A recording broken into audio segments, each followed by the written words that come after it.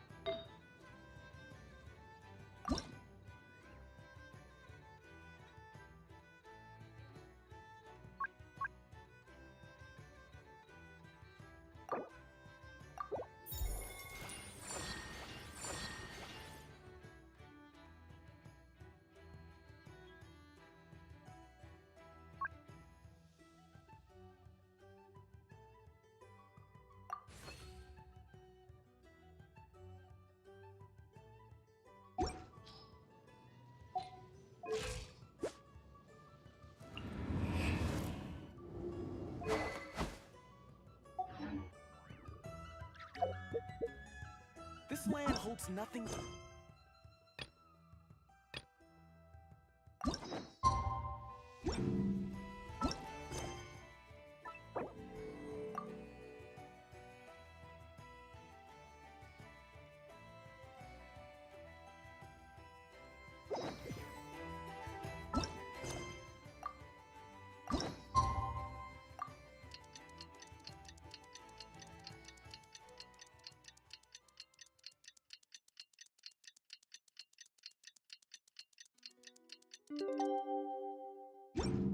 He who wishes... It's about time we headed over to the Curatorium of Secrets. We have something super important to discuss. You remember, right? Into the darkness.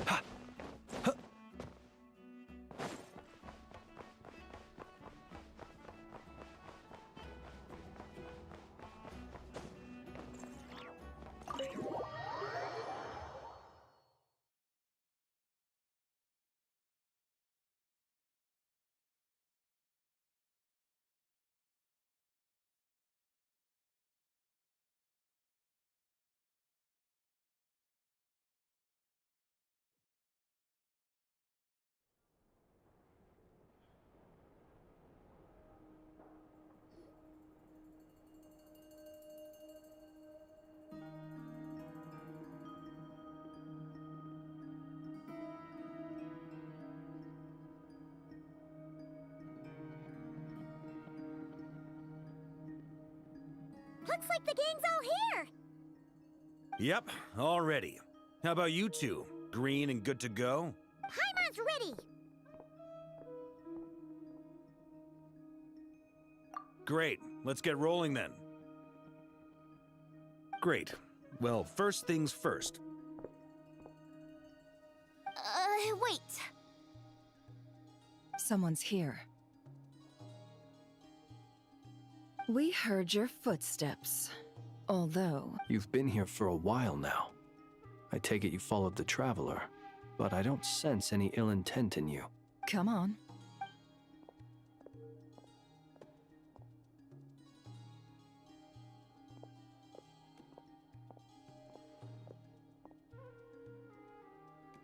I figured it wouldn't take you long to notice me. I come bearing news from my lady, the Knave. Dottore went through the motions of returning to Snezhnaya, but it was obviously a facade. However, he has not returned to the Kuvaki Experimental Design Bureau, nor has he made an appearance in Nasha Town.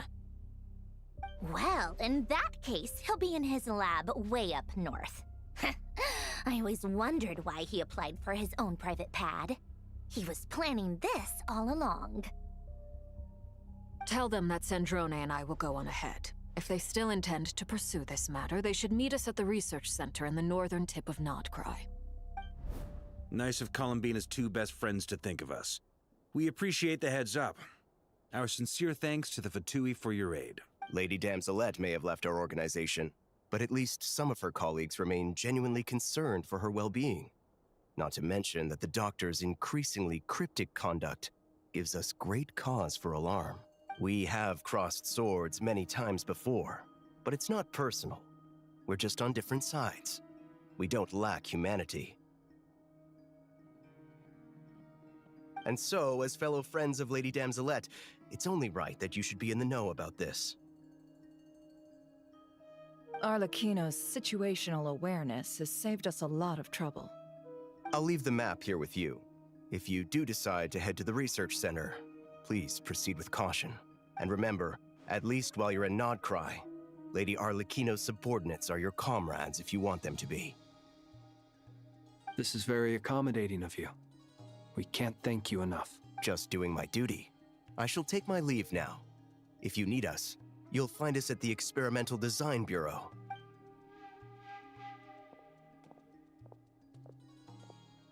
So, the doctors left the Experimental Design Bureau and headed to some research center up north.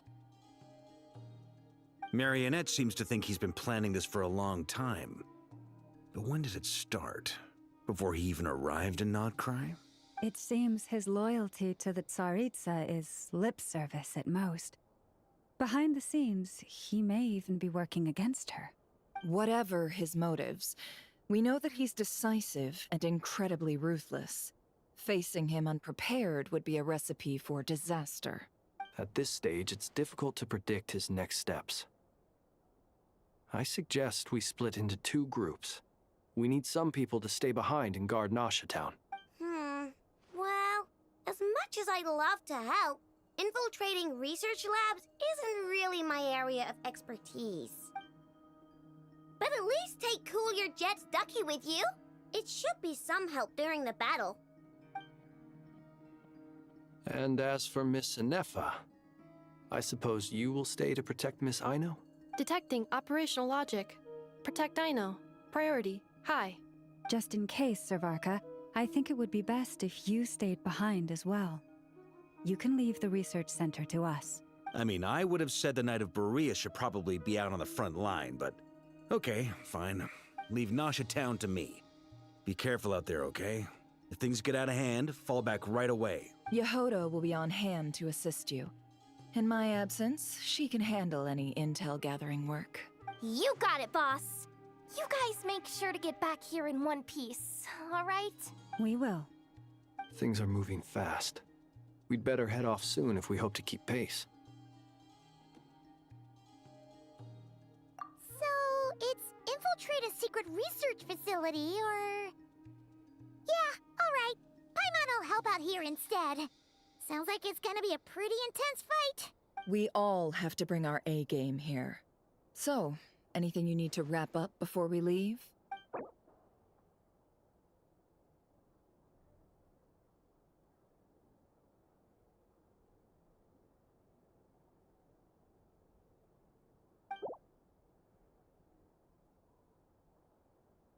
Then you'd better get going. Very well.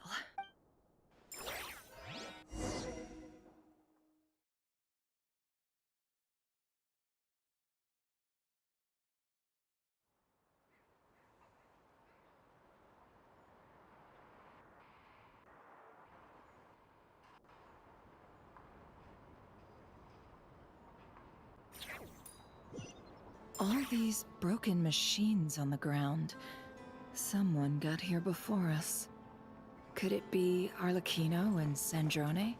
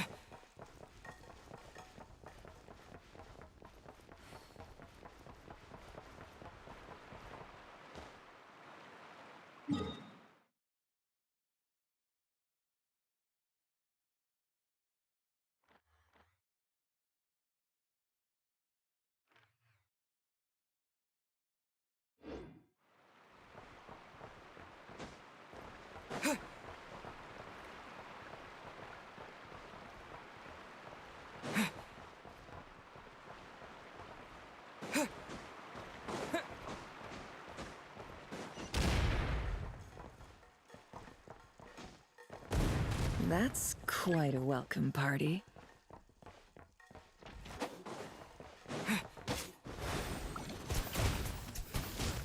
Go! Observe, be silent. Night falls.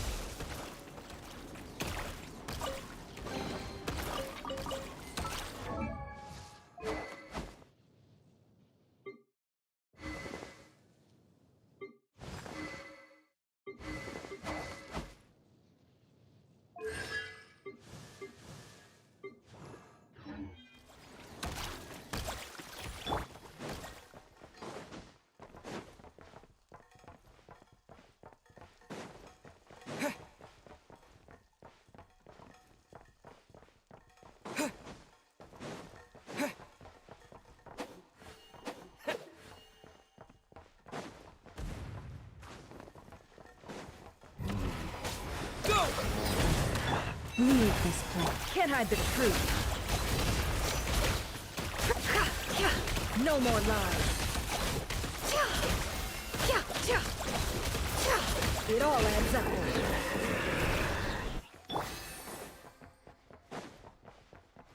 Get back! I said get back! Do you hear me?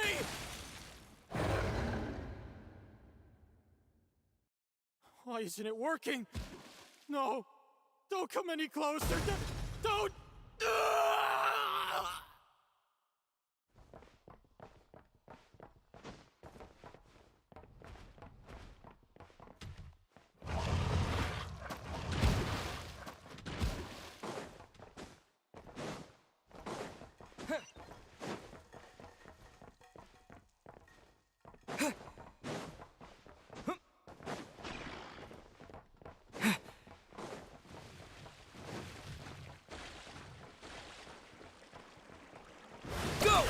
Wipe out! For the everlasting thirst. Can't hide the truth. The deception ends here. No more lies. You poor souls. May your spirits find peace. Grab that key on the ground. We'll probably need it at some point.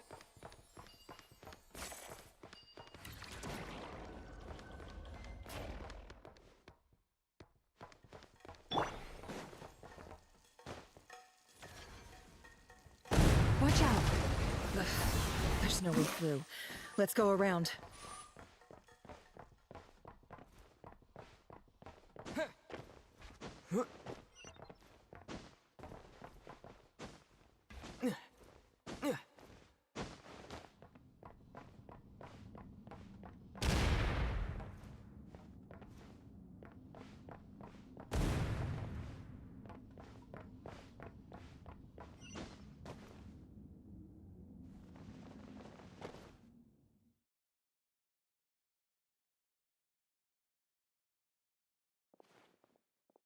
What the? Trespassers? Here? What's wrong with you people? We're looking for the doctor, and we understand he might be here. I see you're fleeing the facility. You looking to settle a score with the doctor? Good luck with that. I don't think you have many chances left. Perhaps. But you might have a chance to live if you start talking. 2 other Harbingers had the same idea as you. They're already inside. But what good is it gonna do? The doctor wouldn't do something like this unprepared. Seems to me that you're not too thrilled about being his subordinate. Also, is it just me, or do I sense monsters nearby? If you'd prefer their company to ours, that can easily be arranged. We need to know what the doctor is up to. Please, if you know anything at all, tell me. This is about more than us versus the doctor. His actions could have consequences for all of Krai, and perhaps even your homeland, Snezhnaya.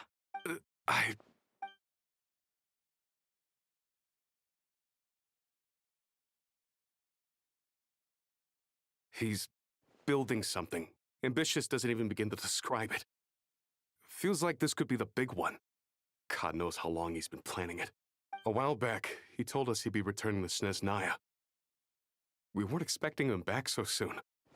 This time he brought some gemstones with him, or something. 2 of them.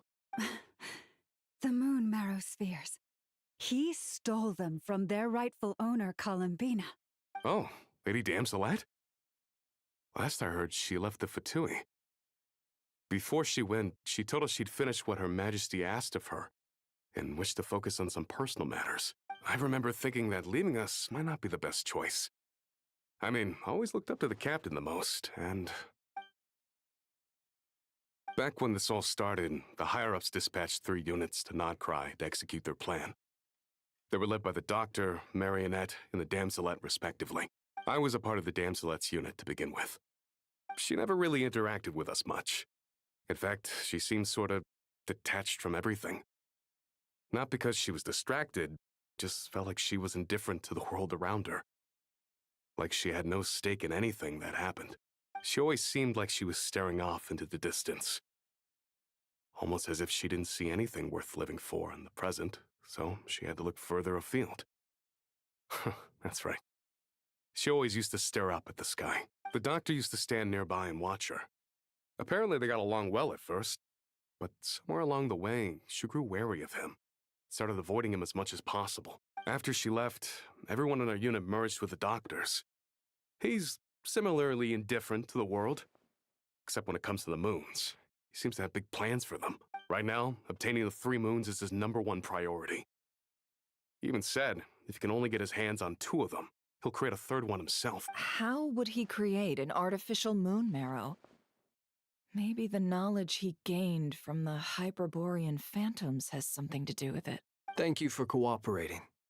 We appreciate the level of detail. I get the sense that you'd serve under Columbina again if you had the chance. Would that be fair? No, she's no longer a Harbinger.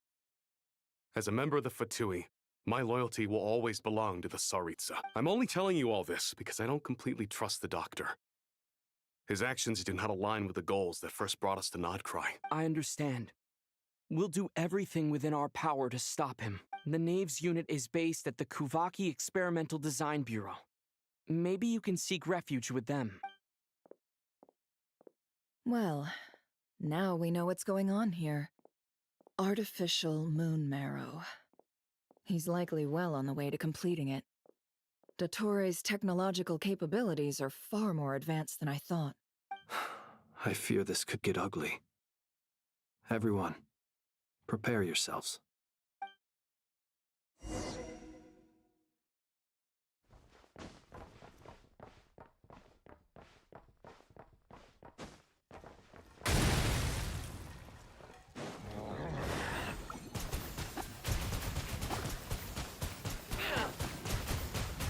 Water jet!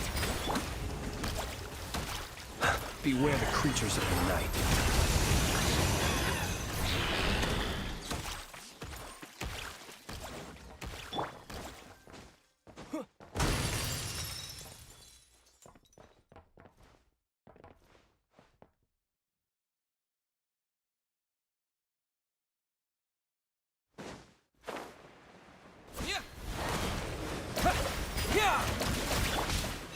By the Frostmoon of old.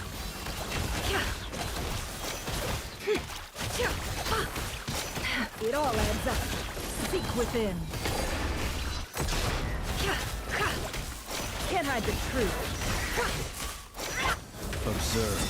Night falls. Be silent.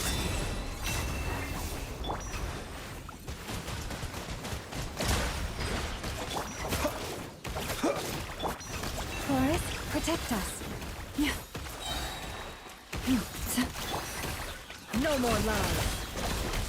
Time to go clean.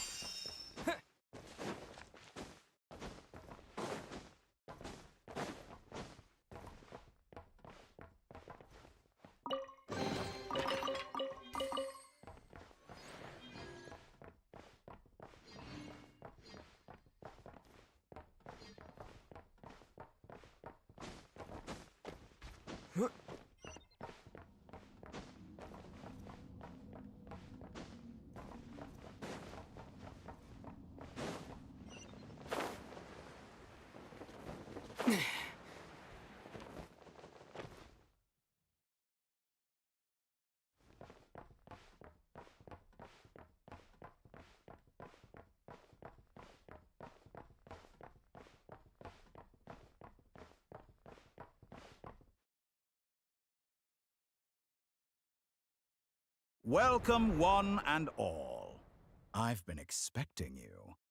I hope my humble research facility is to your liking. Yeah, we really appreciated fighting our way in through a horde of monsters. The gall. You expect us to believe you've just been patiently waiting for us? Of course I have. Should I be worried about something? Everything seems to be going quite smoothly so far, and you've shown up right on schedule. First Sandrone and Arlecchino, now you. Quite a surfeit of guests I've had today. If you were looking for them, I should probably mention that Arlecchino disappeared as soon as she entered the facility. As for Sandrone, why, she stood right here only moments ago demanding answers from me at the top of her voice. Hardly out of character. She never was one for basic courtesy. But I have to admit, I was a little surprised to see her showing concern for someone besides herself. Does everyone you associate with undergo such a change in temperament? Speaking as a researcher, I have to say, it is not a change for the better. It threatens one's ability to remain objective. Well, since you ask...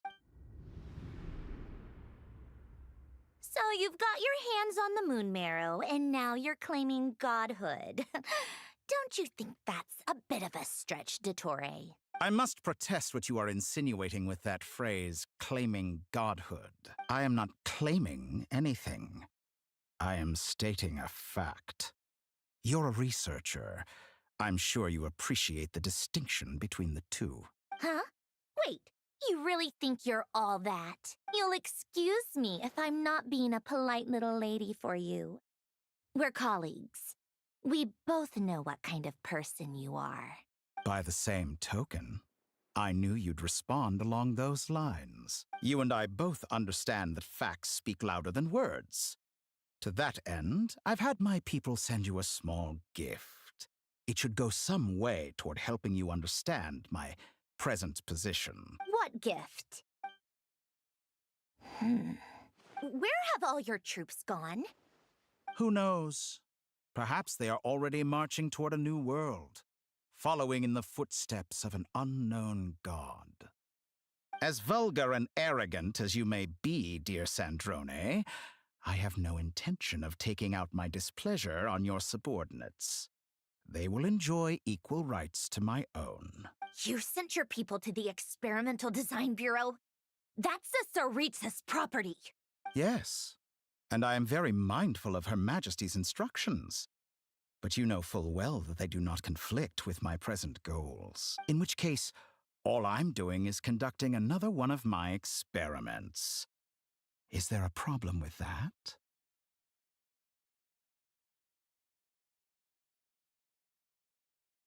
Now then, you have a judgment call to make. Am I simply lying to stall you? Or is it possible that every word I am saying is the truth? In which case, your subordinates really are in danger. So now you've turned on fellow Fatui soldiers. You're completely insane. I have set a new rule for myself. Each person gets one chance. Naturally, that includes you, Sandrone. If you wish to leave, I won't stop you. We are colleagues, after all. Scumbag!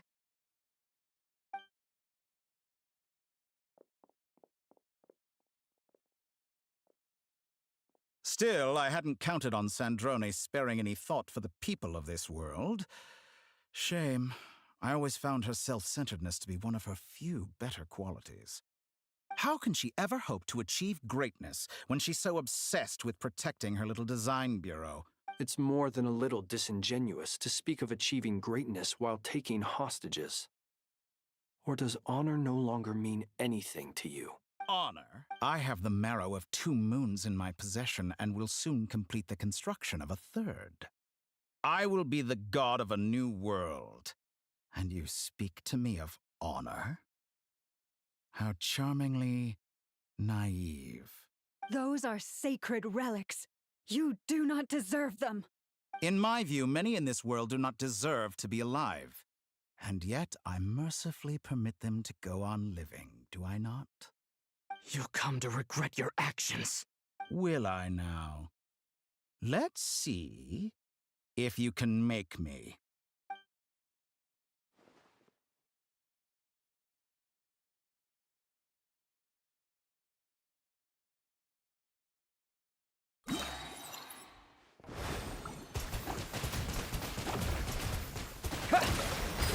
The long sleep beckons.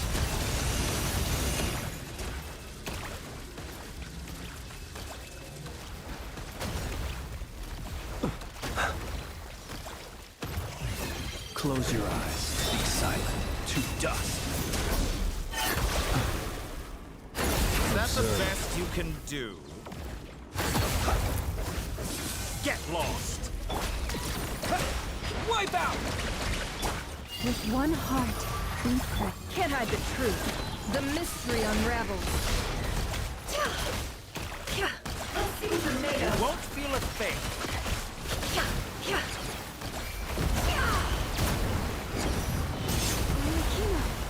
Thanks for the assistance. Arlecchino. They see you as an ally. What a farce. Target, you're clearly here to destroy my research, not me. I'd say your research is more valuable than your life. Am I wrong? Betray your Leave this place. Is this all it takes to tie a shatter like a reflection?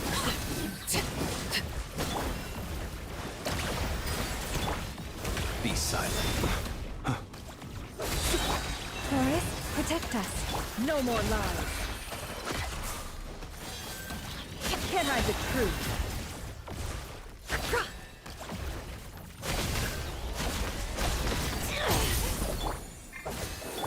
For the everlasting forest. Receive my blessing.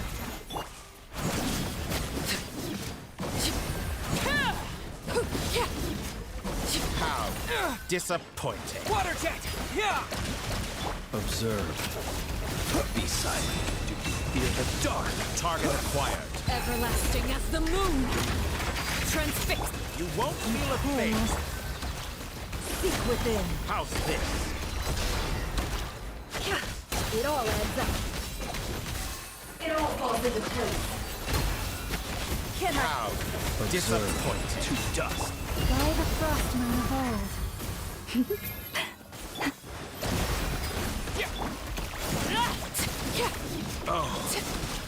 Interesting. Overruled! Dottore is too powerful with the artificial moon arrow in his arsenal. Fighting him is futile. Quickly!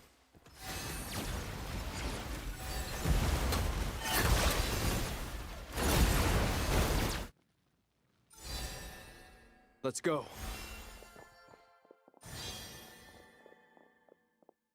I've always thought it is wiser to flee than surrender.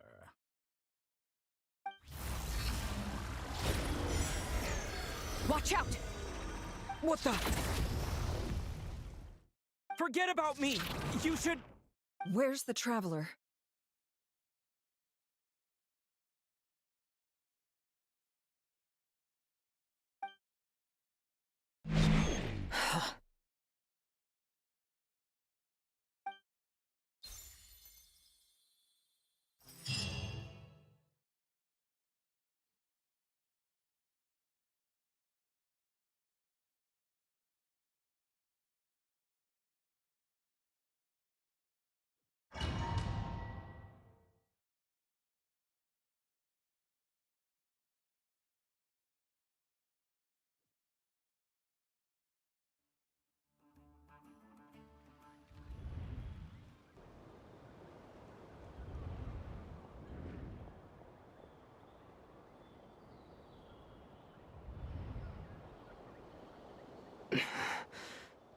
What just happened?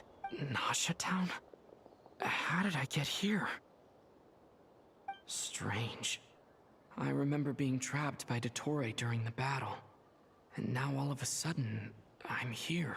Something weird is going on. I guess I'll start by exploring the area. Huh? Traveler? What brings you here at this hour? Huh? What are you in the mood for today? A hot dog? Or something else? We've got some special discounts at the moment. Want to see the menu? Sorry, I'm not hungry right now. Ah. Well, feel free to take a seat for now. Let me know if you change your mind. Everyone seems to be acting normal. Am I just overthinking? Oh, darling, look who it is. One of our regular customers. Get the traveler something to eat, would you, dear? Wait, why is he talking like that? Well, I'd love to, but can't serve a customer unless they order something. Anyway, I take it your business is wrapped up? Yes, thankfully. It was a long trip, and it's left me feeling pretty exhausted. But the upshot is, I won't have to leave again for a good while. We can have some quality time to ourselves. Wait, these two are a couple? I see some kids around too. I didn't know they had a family. Hey there! I haven't seen you in ages! What's keeping you so busy? I've been looking forward to playing with you again. You forgot already? You're silly. Daddy brought you over to our house recently. We had some snacks together. What is she talking about? We've had a lot of customers over the last few days, so we've been real busy. And like my mom always says, some people are more than just customers. They're friends. Oh, another customer's arrived. I better go see what they want. This is all wrong. I never once heard the owner of this restaurant talk about their family. It certainly isn't a family-run business. And that child? I don't recognize her at all. Could this be a false memory?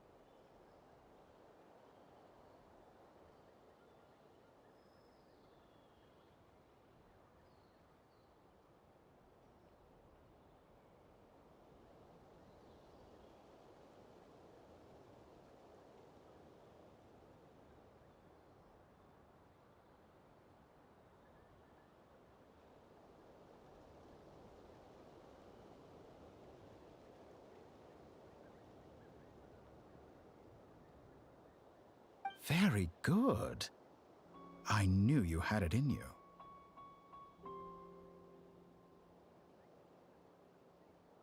Aren't you going to try the house special? When did he show up? No. None of this is real. You don't seem to like it here. That's fine. We can change venues.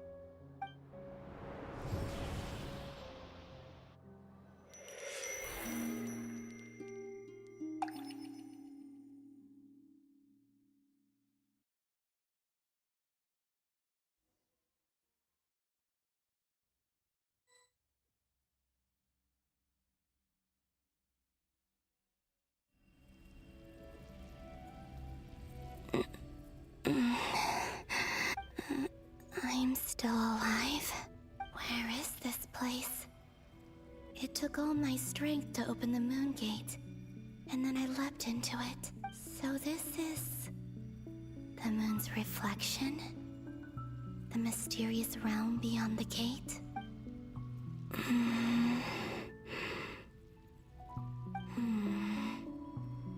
I can't sense anything. I guess I could try opening the gate once more.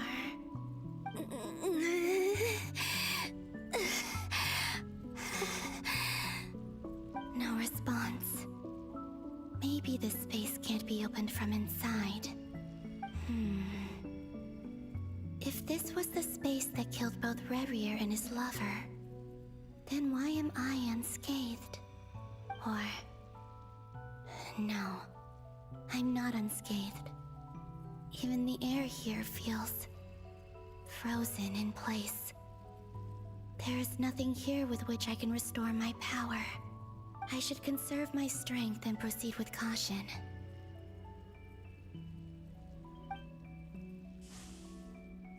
I don't believe Dotori's scheming will stop just because I escaped. If there is any chance that I can get back to the others, I must return.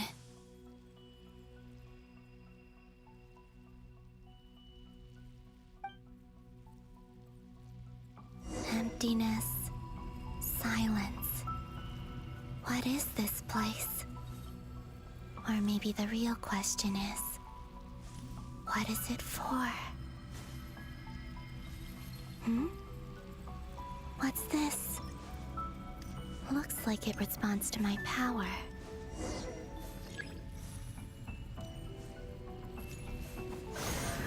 Golden. Like Kuvaki. Is it some sort of guide? And why does it feel so familiar? I might as well follow it.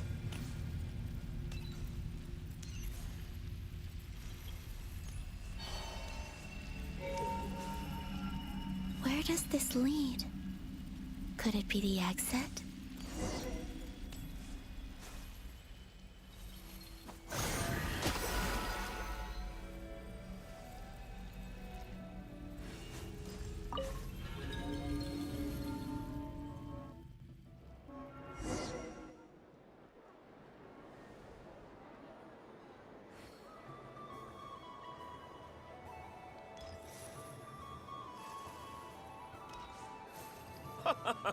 Welcome home, Moon Goddess.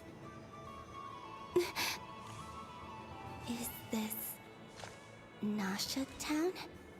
But isn't Moonbriar Night over already?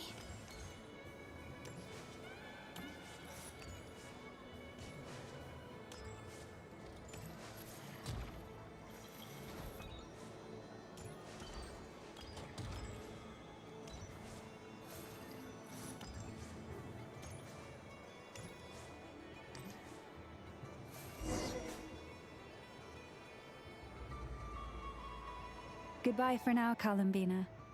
I hope you have a wonderful night. I will. Lama, everyone else, and me? Are these my memories?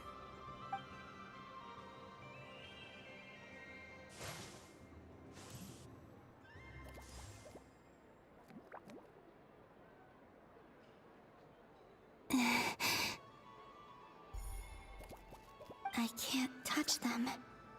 It's as if we're separated by some impenetrable power.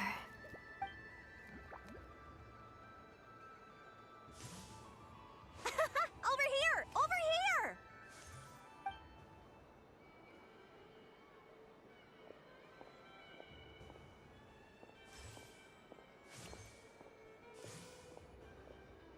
But the people in these memories pass right through me.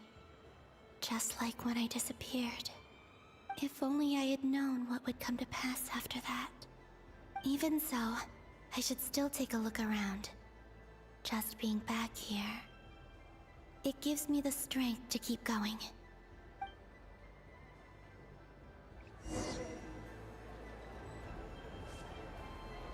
Welcome home, Moon Goddess.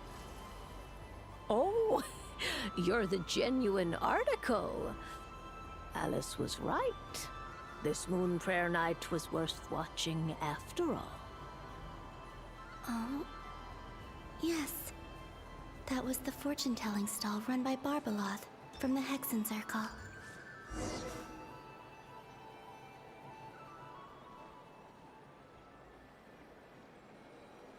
Please, draw the first lunar arcana. This represents destiny and is the foundation for the divination as a whole.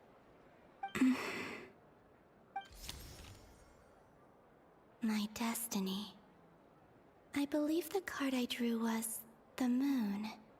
Now that I think about it, Barbeloth's divination was absolutely right.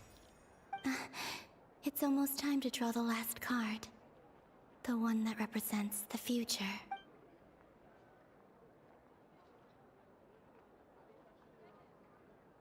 That was the card that popped out on its own. From here, I think.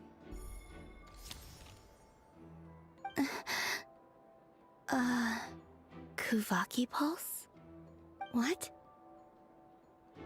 Fascinating.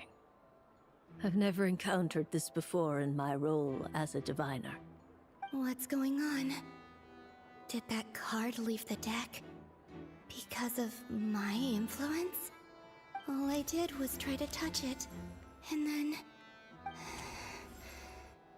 Maybe this memory space is not untouchable after all. Are there weak points in the barrier? Or...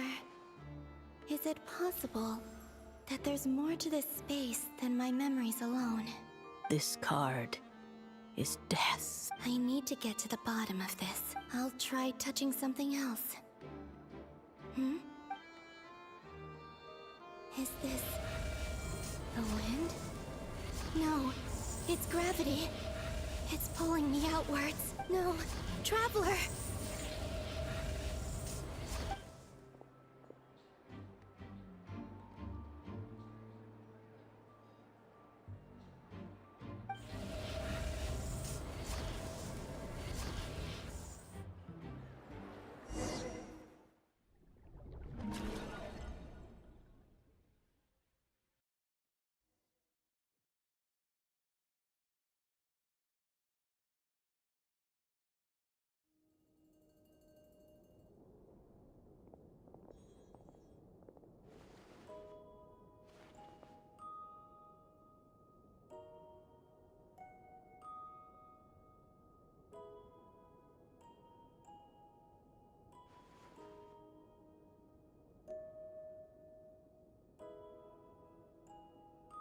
Haimon, listen to me.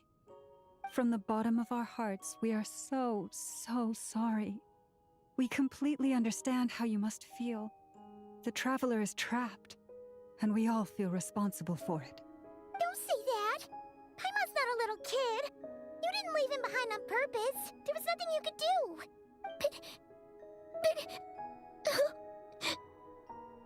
He's all alone in there! What if something happens to him? What are we gonna do then? We've barely spent any time apart since we met. Is he gonna... die? We must find a way to rescue him. We were all involved in the operation where he was captured, and we do not abandon our comrades. That being said, it won't be easy. Through conversation with the others on our return, we've arrived at a basic idea of what we're up against. Dottore's lab has clearly been in operation for a lot longer than we realized. We found many monster samples stored there. In all likelihood, they were materials he used to research his latest technology. We also know that through his contact with the phantoms of Hyperborea, he gained knowledge about the moons and certain Hyperborean technologies. Using this knowledge, he then fashioned an artificial moon marrow to serve as a replacement for the frost moon beyond the sky. Unlike Columbina, Dottore is not being rejected by Teyvat. And even with 2 of the 3 moon marrows, his power far exceeds all of ours combined. Once his 3rd moon marrow is complete, Dottore will have completely seized the authority of the 3 moons.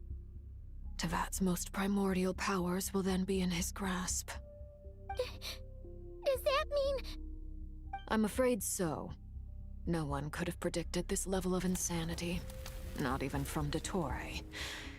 And unfortunately, his insanity is coupled with an intellect and ambition that not even his peers in the Fatui can match. This is dire. Sounds like the world is done for. The 3 moons' authority can influence the very fabric of time and space. I dare not imagine what a monster like him would do with that kind of power. The trouble's already begun, I'm afraid. On our way back, we discovered that part of Krai is being enveloped by an unknown energy. We cannot ascertain what is happening inside. I'm convinced this is Dottore's doing. Not that there's any way to prove it. The issue is, we have no idea what his intentions are. The only thing more frustrating than facing down evil is knowing that it will surely come, but not knowing when.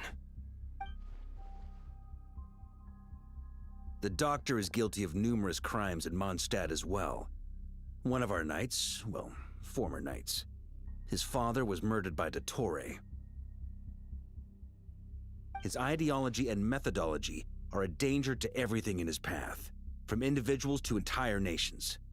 He does not feel guilt, even when he acts against his own people. He doesn't see them as his own people, that's why. People like him see everyone else as beneath them. Right. He views other people only in terms of how they can benefit him. That's the basis of all his social connections. Granted, he's hardly the only harbinger to pursue their own interests. We all do. And Her Majesty is gracious enough to permit it. Still, her mercy has its limits. Dottore's actions have gone beyond even what the Fatui could have imagined. Usurping divine authority to become a god. For a servant of the Tsaritsa, that goes beyond being disloyal. It's treason of the highest order. We can't expect him to heed the Tsaritsa's will once he gains the 3 moons' authority. Even we harbingers consider him the most self-interested among us. Poor Traveler. Of all the people to get caught by... We have to go save him right now! Please! We gotta find a way! Paimon, I promise you, we are with you all the way. I get how you feel. I do. But it's gonna take more than strong emotions to take down an enemy like Dottore. What we need now is more information. Right. We can't even guarantee he's still at his research center. Before we can think about mounting a rescue operation, we need to confirm the Traveler's location. I'll find a way. Paimon knows, but... She's so scared. If anything happens to the Traveler, he might be the strongest person Paimon knows, but he's still human. He feels pain and bleeds just like anyone else. Then think things through before you stick your neck out. Unless you want to lose your head. Sandrone. Miss Sandrone, you're okay? Put the stuff over there, and be gentle with it. Am I okay? As you can see, I've had to move my whole livelihood out of the Experimental Design Bureau. It's been swallowed up by Dottore's energy field. If I'd left it any longer, I probably would have gotten stuck there. Ugh, Dottore always goes a little loco when he finds a shiny new toy. Not that he'd ever admit that. But this time, he's gone full psycho. Just go ahead and cry already. Sorry. Paimon's not trying to make a scene. It's just... She can't. Oh, Paimon. Let it all out. There's no shame in it. When you're over... Okay then, while the baby of the group is having a moment, how about the grown-ups get to work? Give me your hand. You've made a discovery? Polonia, scan.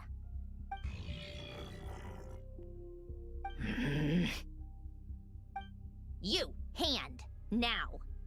Oh, I thought you'd never ask, my lady.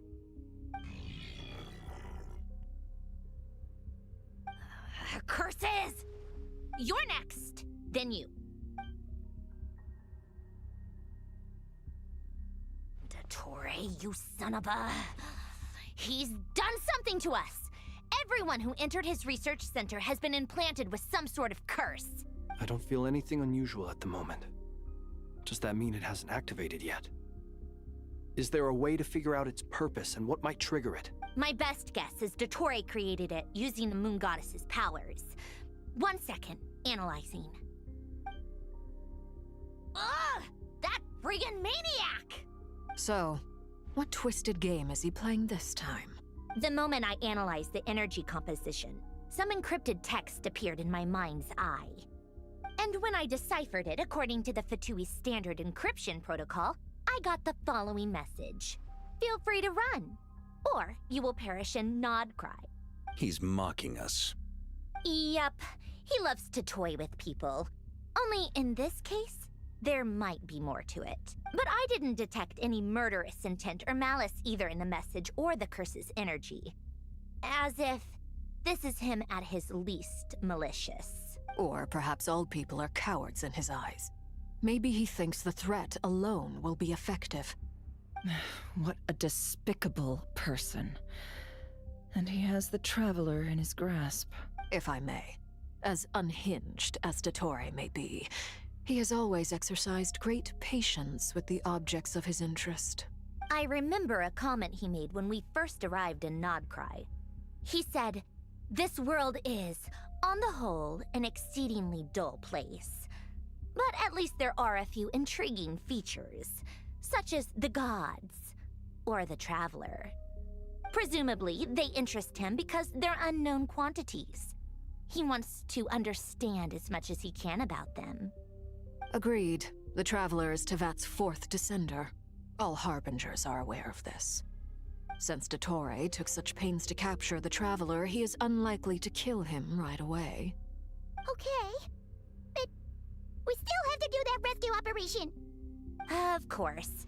I also think we need to read between the lines with Dottore's message. If he's encouraging us to run, that means we mustn't leave Nod Cry under any circumstances. My guess is, his curse will only trigger if we leave.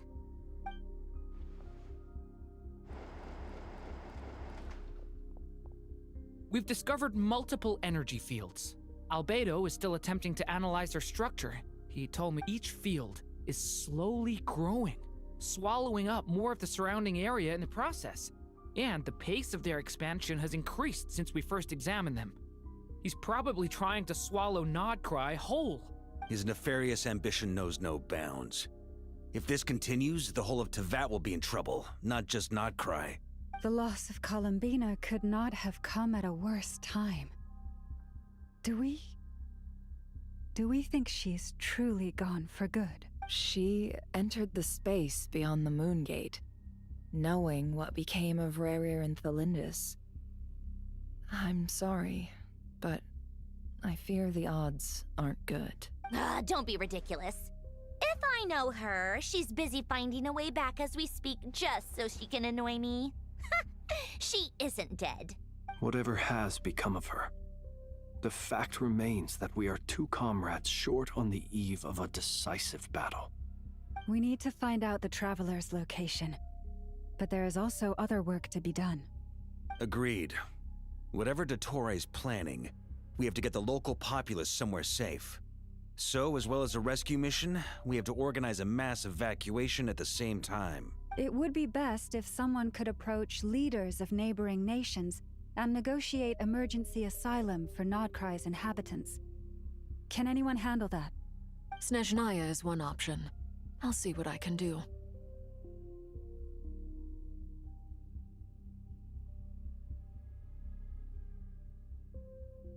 This would be so much easier if the Traveler was here. No! Stop thinking like that, Paimon. Paimon will join you. She's pretty well connected thanks to the Traveler. Maybe it'll come in handy. Either way, that's what the Traveler would do if he was here.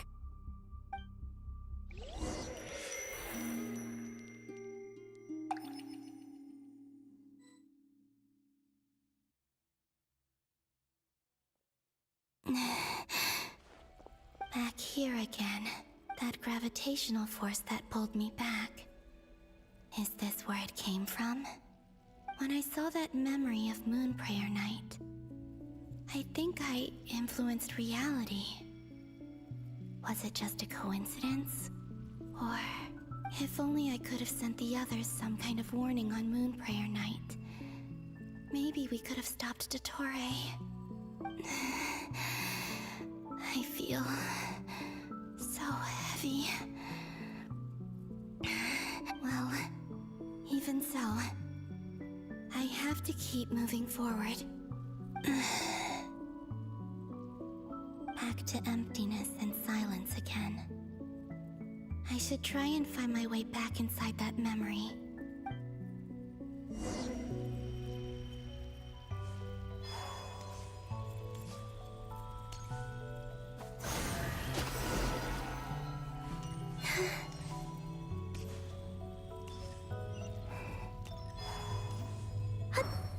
The entrance from last time isn't showing up.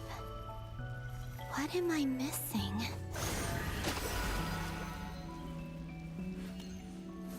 Looks like I need to gather these scattered fragments.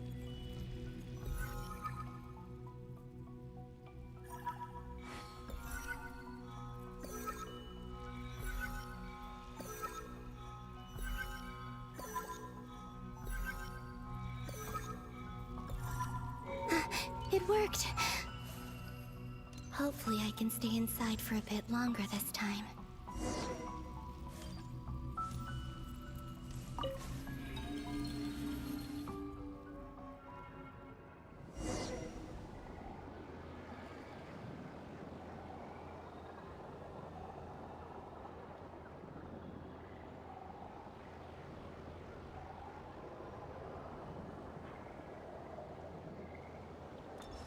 Ad Astra Abyssosque. Welcome to the Adventurers Guild. What? This doesn't look like Moon Prayer Night. Extra, extra! Latest issue of the Nasha Express! I don't think I've ever been here. Maybe this space isn't comprised of my memories after all. There aren't any festive decorations around. Is this Nasha town after Moon Prayer Night ended? Did Dottore's plan not affect the town? Or is no one aware of what happened because he used the Three Moons' authority? Let me see if I can influence anyone else.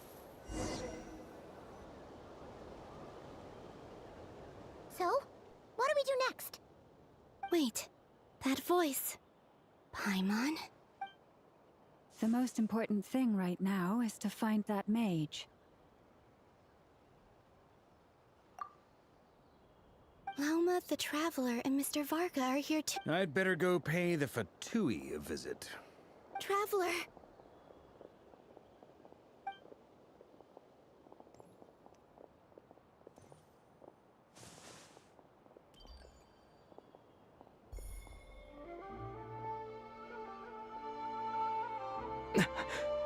Columbina? I made contact. It's me, Columbina. Huh?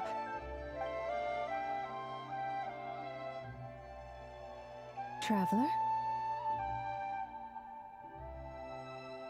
Let's go! This is no time to be spacing out! Wait a moment. This has happened before. This is what happened when I disappeared. I stood right over there, thinking that no one would ever find me again. It was only when he called my name that I decided to follow them. But did he turn around because he sensed my touch just now? Is it really possible that from in here, I can change the past? If I keep following them, maybe... Huh? It's that gravity again.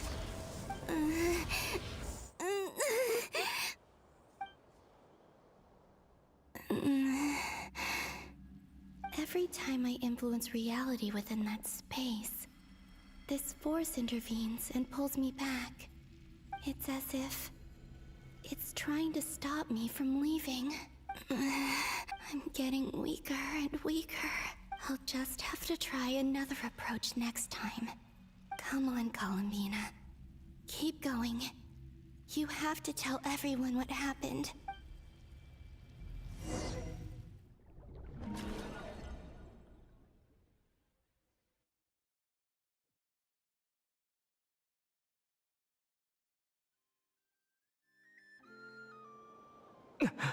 Suddenly, I've been plunged into darkness. Alone. It feels strange. As if something has grabbed hold of me. Is Toray now powerful enough to interfere with space itself? Look at you, standing so still in total silence. I almost didn't recognize you. Hello there, traveler. He seems to be in a good mood. Wait, what's that behind him? Ah, so you noticed. This is the completed Trilune. 2 primordial moon marrows and 1 artificial specimen. You are wary of it. Good. Maintain that reverence. You performed well in that recent battle. Brave and reckless as always. Courage is the sign of a true hero, and impulsiveness is the hallmark of those who strive to advance. I say this not to belittle you. Most creatures are far more timid by comparison. 3 moon marrows? Does that mean the artificial one is now complete too? Well spotted. What do you think? For a replica I built myself, I dare say it looks the part. Toray, are you planting illusions in my mind? I have no interest in fooling your eyes. On the contrary, I hope to show you the true essence of all that you see before you. Is this not a beautiful city? People live in peace and find joy in their work. The streets are safe. People can even leave their doors unlocked at night. You might say it is the Elysium everyone dreams of. All available data indicates your values and worldview conform with the mainstream. This kind of society should be quite to your taste. False beauty is deceitful. Lies are to no one's taste. I wonder, is it your moral standards that are too high? Or your expectations of reality? Answer me this. If someone existed in a sweet dream from the moment they were born, a dream in which they never once felt pain, which do you think they would consider superior? The dream or the reality? That's pure sophistry. It has nothing to do with your actions. As I suspected. You have yet to understand all of this for what it really is. What do you want from me? You sound impatient. Do you think the only reason I'm keeping you is because I want something from you? If it's not, then why haven't you killed me yet? No one can stop you if you're as powerful as a god. I'm delighted you recognize that fact. I believe we last squared off in Sumeru. Ah, the memories. How time flies. You and I have both grown. I'm not surprised that Arlecchino and Sandrone worked with you. You've always a way of slowly but surely ingratiating yourself with all levels of society.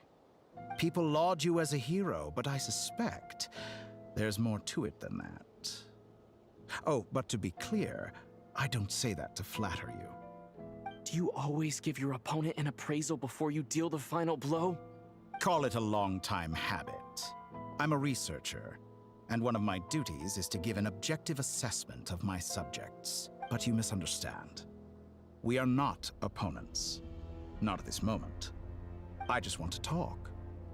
Think back to Tartaglia, Arlecchino, Capitano, Columbina, and now even Sandrone.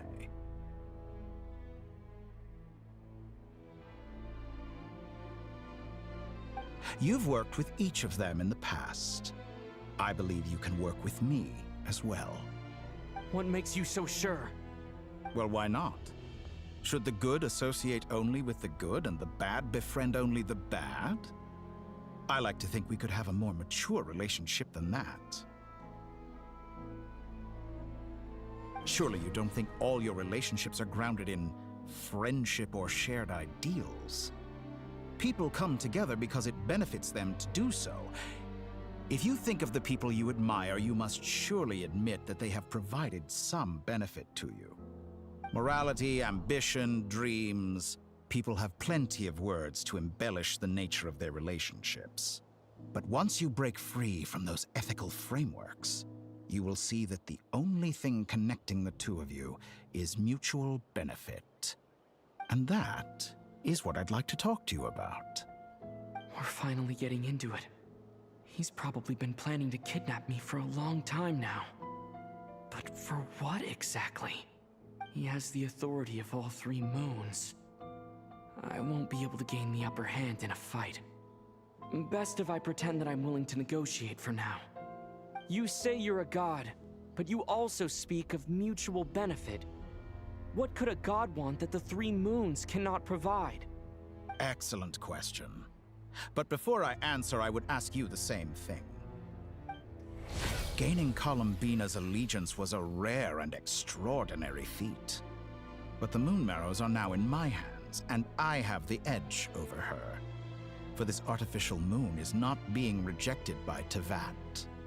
Her identity and lineage may have been a thing of glory in the old world, but they were also shackles that prevented her from ever integrating into Tevat.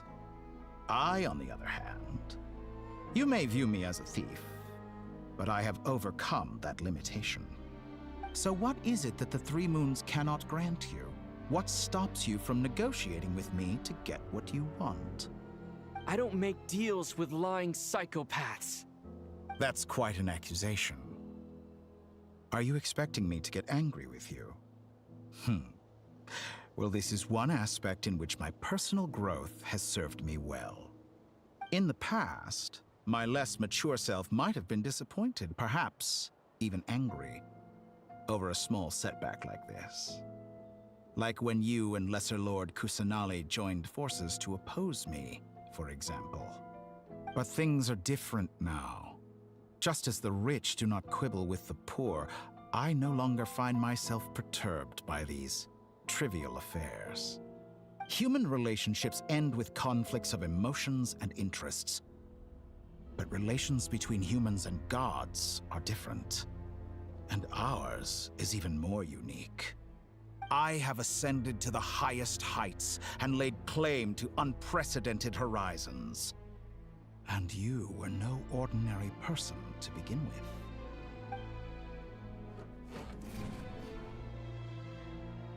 Allow me to show you the world, Descender.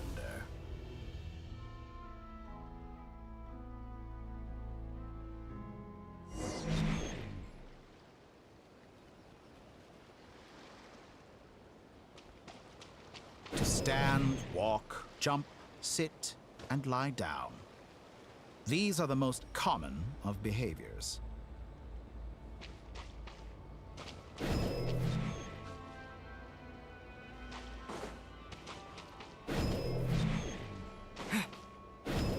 Have you ever wondered why we were born following such laws?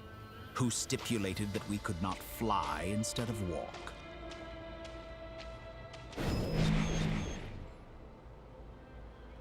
Propagate!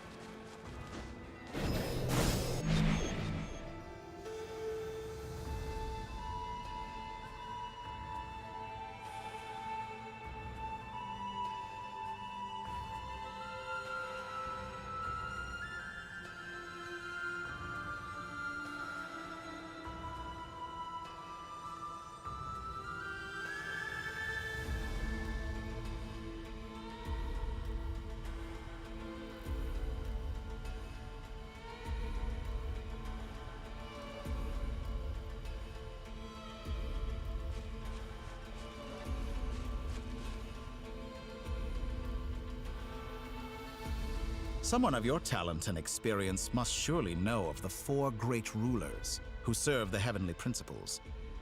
They govern life, death, time, and space. One wounded by a blade will die from blood loss or infection, and one who falls into a lake will drown in agony. The elderly wallow in solitude, and the solitary age faster. Eventually, new life is born, only to embark on the same path of suffering. These 4 divisions anchor the world and shackle those who live in it. But they themselves transcend its boundaries, squandering the power bestowed by the heavens. All who live yearn for equality, but unless the gods prostrate themselves and profess that they are mere servants of the living, equality can never exist.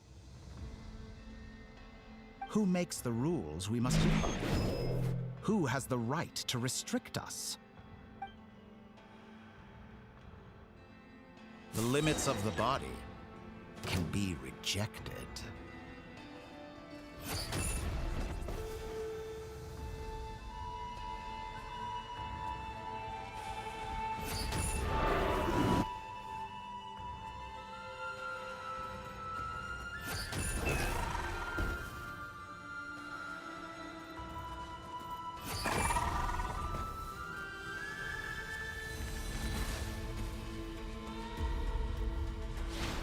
How does it feel to be among those with absolute power?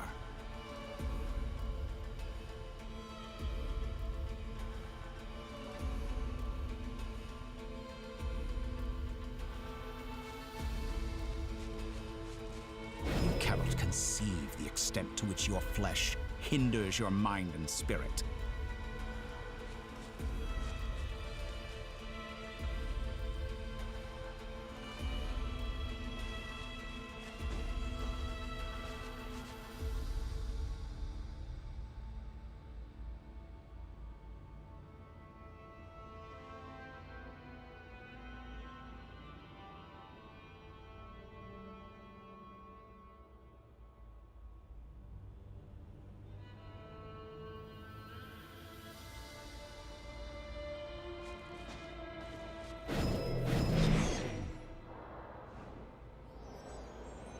Only by discarding our useless, primitive eyes can we perceive a new world. How narrow-minded we all were in the past. Why should the final answer of the world not be the power that predates those of life, death, time, and space? The power of the Trilune. Through it, I have glimpsed new experimental possibilities. Nature suppressed, authority exiled, souls controlled.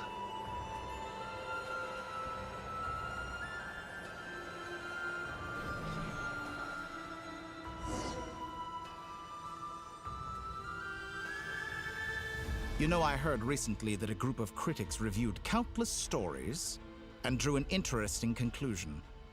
They found that it is more often than not the villains who strive tirelessly to push the boundaries of progress. In fact, long before this, someone voiced a similar idea in an academia editorial. I felt a great affinity with this perspective. I have never been afraid to step up and play the role of the villain. Fanatics are trampled down for their transgressions, and those who transcend are rebuked for their audacity. And so, the majority of creatures are too timid to follow my lead. But all sacrifices made during my experiments have been worthwhile, as you can now see. I can offer you something new, something unique, precisely because I am a villain. Think about it. We are eternally bound through mutual interest. Can you truly say you would never turn to malice if it could give you the life you dream of? After all, what value do perfection and purity really have? They are fragile and feeble things, utterly tedious. I say, better to be governed by a flawed humanity than a gnosis. The true seeker of knowledge is the villain who undergoes countless tribulations in pursuit of their goal. I'm sure many people have told you that you're different. Because I'm a descender? Exactly. Very clever. But what has that got to do with you? I do not conceal my wicked deeds, my selfish desires, or my greed. A true researcher must act as I do if they are to understand and speak of the truth. And yet, a knowledge seeker like myself will inevitably grow tired of studying Teyvat beyond a point. You have traveled to all corners of the world and met many people. Along the way, there have been moments when you were misunderstood or even became a wanted criminal. And all the while, you have spent your days doing some of the most mundane jobs in the world.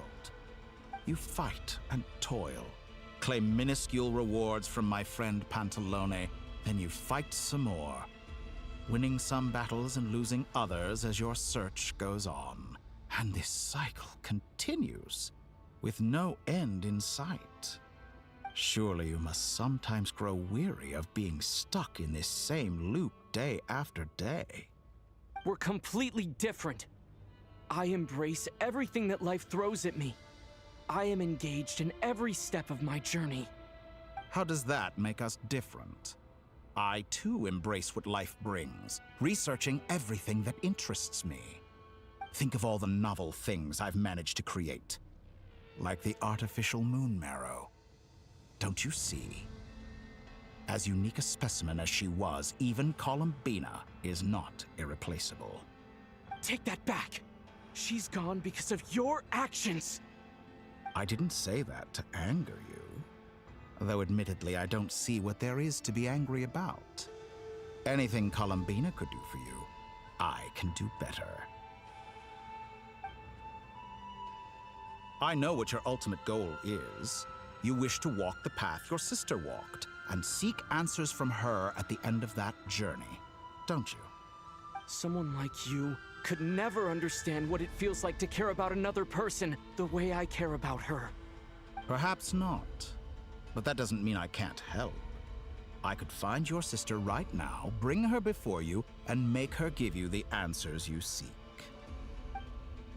Don't be so presumptuous. You'll never begin to understand the situation between us. Oh, no. This is no presumption. I'm only offering what I know is possible with the power of the Trilune. But it seems like you would sooner continue with your journey through this world. Why? Do you truly desire this journey? Or is it simply a necessary process from which you cannot escape? Think of all the time and energy you have spent, everything you've had to endure just to make it this far. Is this really what you want? Or has your hand been forced by the promise of that final answer? Yes, you have made many friends. But do they ever spare a thought for the void in your heart and what it yearns for? What you want is not friends. It is family. But do they know this? I, on the other hand, am far more considerate. Join my experiment, and in return, I will bring your meaningless journey and all its struggles to an end. This is a malicious attempt to manipulate me. But at the same time, he's stating some very human truths. Of course he's right about my predicament. How can I deny it? I have faced ungrateful strangers, never-ending troubles, an endless quest for answers. I want to see her. After everything I've been through, words can't describe how much I miss her. How much I want to be reunited with her, wherever you are right now. Do you miss me too?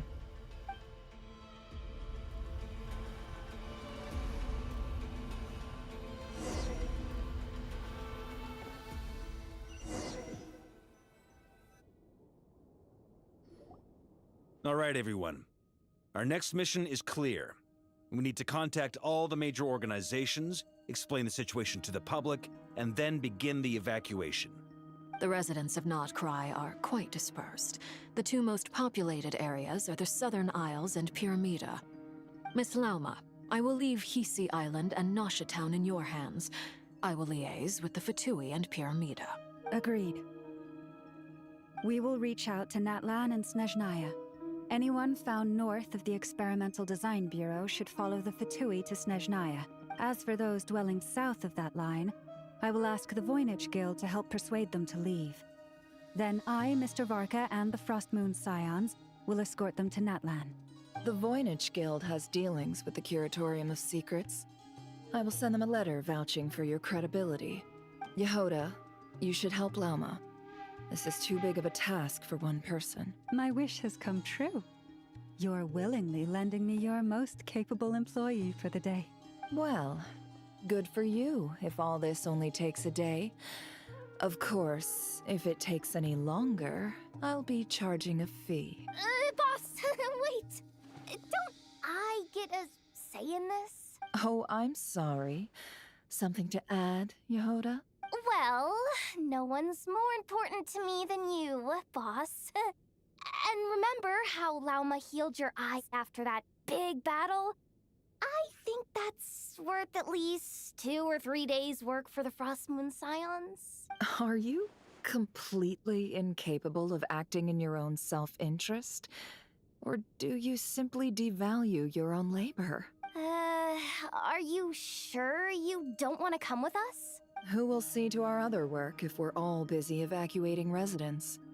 Sandrone insists that Columbina is still alive, and we have a traveler to rescue. There's much to be done. But boss, I'm just worried that... Well, Nefer, I'll link up with you once my tasks are complete. What makes you think I'd need you to do that? I'll need it. And considering the way you approach certain matters, I think you'll be better off with me present. That's quite enough. Just focus on your work first.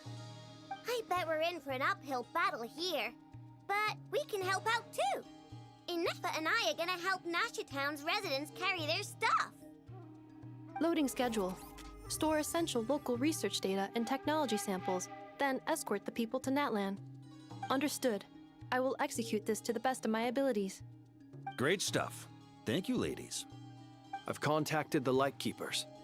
A colleague of mine will join us shortly. I will persuade them to conduct a thorough search of the region to ensure that no civilians get left behind. As for me, I guess I'll be making an early return to Sumeru. I think it's important that someone informs the Dendro Archon of what's going on in Krai. Roger that. Someone should inform Mons. Roger that. I think it's important that someone informs the Dendro Archon of what's going on in Krai.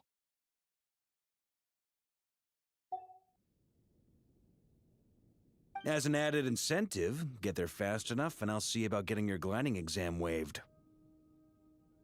Really? Ha! Mission accepted, sir. I intend to stay behind and help Miss Sandrone with her research. She has some alchemy-related questions that she'd like me to explore. She recognizes your expertise, then. I wish you a fruitful collaboration. Thank you. In truth, I was surprised to hear her express an interest in subject matter outside of machines. I believe she has been investigating some Fontanian technology recently.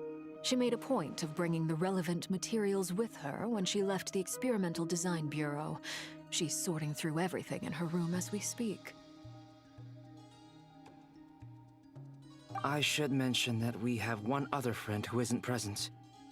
He hasn't made his position in all of this clear. But if we know anything about him, he's likely investigating on his own. Paimon's been very quiet today. But I know how close she and the Traveler are with the Natlanese. She should come with us to the border. Okay. Paimon will do her best. Make sure to heed Sandrone's warning. Many of us have been cursed by Dottore. As such, under no circumstances should anyone cross national borders. Remain within Krai. That aside, personally I have faith in Columbina. Things look grim, sure, but who knows how it'll play out. Same goes for rescuing the Traveler. Both of them are important allies and friends. We'll be counting on you to gather intel on them, Miss Nefer. Oh, wonderful. You're all here. That voice again! Nicole? Whoa, that was loud! And it came out of nowhere. So mysterious. Sorry, this is the only way I can speak to you all right now. Please accept my apology. Anyway, time is short. I'll cut to the chase. We're still facing quite a catastrophe here at the world's borders. Alice has roped in every Hexen Circle member she can get a hold of. Except for me. She told me I had to come and help you all out as a matter of urgency. I quote, "You love talking, don't you? Well, now it's finally your time to shine. Take these. Make sure the whole party gets one each. You'll be in charge of making sure everyone stays connected." Huh? Is this a Dodo communication device? Scanning. Unknown device. Analyzing. Unknown device. Conclusion. Cute. Affirmative. It is cute and good. I believe that I quite like it. This is no ordinary Dodo communication device. It's my very own special modified version, specifically... sorry. I almost went off on another tangent there. Anyway, help yourselves. It will allow us to communicate over long distances within Krai. No more worrying about shuttling messages back and forth. What astounding technology. Am I right in assuming that it relies on your personal abilities to function, Miss Nicole? Yes, exactly. Right on cue, Albedo. I'd love to brag to you all about how it all works. But no, next time. Anyway, I'll be right with you all, serving as a communication hub. That's all from me. Head off as soon as you're ready. I'll be staying here to keep watch, and I'll be sending you my blessings.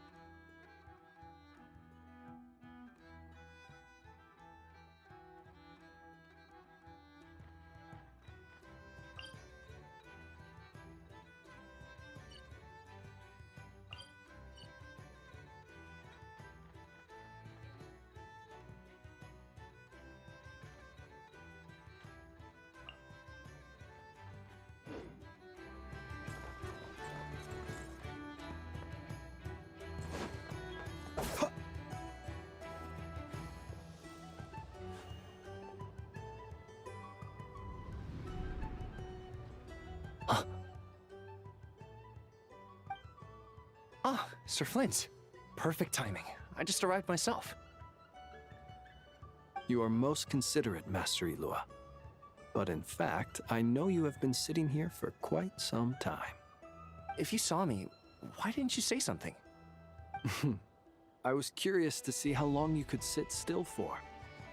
Also, shouldn't you have managed to sense me approaching? That would be a first. You always seem to appear out of thin air without making a peep. Also, how many times do I have to tell you not to address me as master? I don't qualify.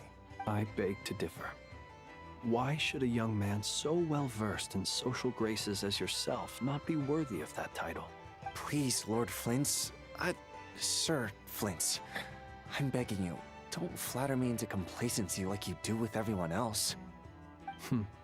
You understand me better than most. My newest acquaintances tell me I love complimenting others. What do you think? I think they don't understand why you do it. You just love puffing people up till they're a big, happy ball of hot air that floats away into the sky. In all sincerity, I can only hope that they bring good tidings when they come back down to Earth. Is the situation that bad? We just held a strategy meeting. Let me fill you in.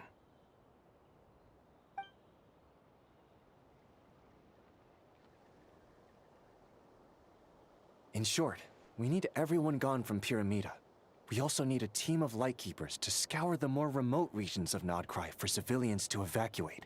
I only hope we have enough personnel. We do. Old Man Nikita will definitely help, and we can recall anyone out on patrol to focus on this instead. Good. I'm sure you and the others will make short work of this. Now, don't forget, once you've completed this task, make sure you and the rest of the team evacuate to either Snezhnaya or Natlan as well. Flint? If you've got something to say, Master Ilua, why not guess what I'm thinking right now? You mentioned that you have something else to deal with later. How difficult is it going to be? I doubt it will be easy. I know you're a lightkeeper, and it's your duty to protect others in times of crisis. But I have a feeling that you'll be walking into grave danger. However bad things have gotten in the past, Nodcry has never faced a mass evacuation before. But from the sounds of it, you don't intend to come with us. I don't mean to pry, and it's probably none of my business. But whatever it is you're intending, you don't have to go through with it, you know. I've been afflicted with some sort of curse, and I'm told it may well trigger if I set foot outside of Nodcry. As such, I cannot leave. I have to act, if for no other reason than to fight this curse. What? No. Why? Why would anyone want to curse you? There are plenty of people out there willing to trample over others in pursuit of their own goals. Frankly, Sir Flint, I am furious. You're making light of what is an incredibly serious situation. Indeed I am. And? And what? I told you, I'm furious about this. Nothing I can do about it, I'm afraid. Things happen, and we just have to deal with them. If you find yourself feeling angry, perhaps start by drinking a big glass of water. Hey, you mean you're completely unmoved by my anger? I'm devastated. Then allow me to express my sincerest regret. Come by the lighthouse sometime. We'll catch ourselves a few fish, have a little barbecue, play some cards, and bask in the sun. Maybe I need to spell this out. Lean in a little, Flint. Oh my, this doesn't bode well. Word is that you were caught up in a real horror show recently. People were amazed that you returned safe and sound. They've been debating whether you're even human. I've returned safe and sound from plenty of crises. When you say people, do you mean other people? Or do you just mean you? Fine. I'll be frank. You're not human, are you? Heavens. Now that's a horrifying thought. You know what? Forget it. We'll revisit this once it's all over. A sound plan. Albeit a little ominous sounding. Just promise me you'll come back in one piece, all right? For you, Master Ilua. How could I refuse? Also, please pass my regards on to our colleagues. Tell them, thank you all for your assistance. Please put safety first as you proceed with the operation.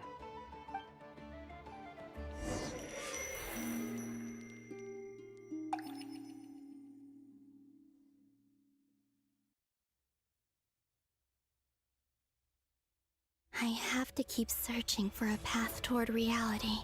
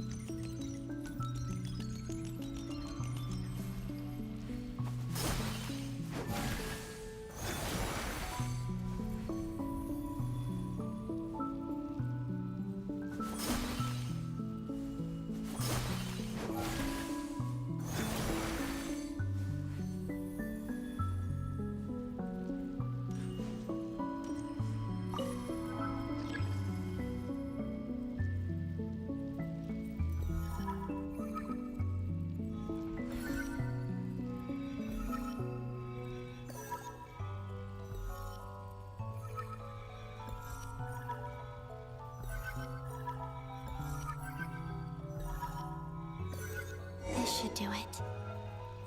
The last 2 times I tried to influence reality in this space, it consumed a lot of Kuvaki. I'll try and be more careful this time. I need to leave key clues behind using less power. I hope everyone still remembers what I said on Moon Prayer Night.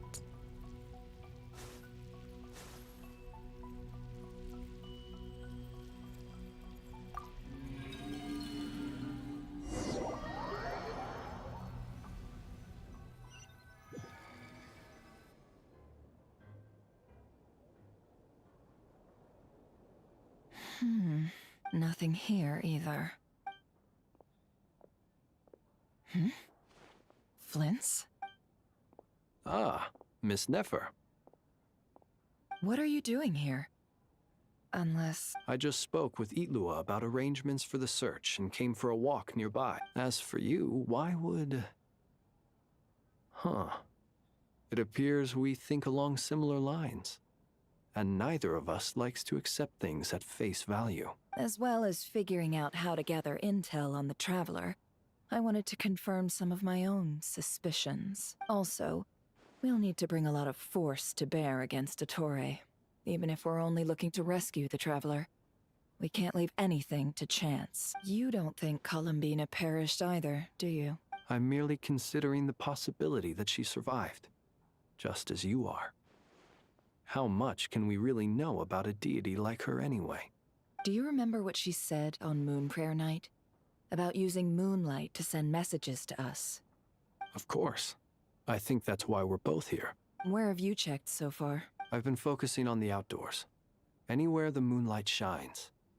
I checked most of Nasha Town, but didn't find anything. I checked the Curatorium of Secrets, and a few rooms where I thought I might find some leads. But no luck here either.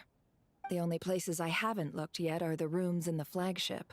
But process of elimination isn't the only thing that brought me here. Oh, really? What's your other reason? After all that build-up, our mystery ally never showed up even once!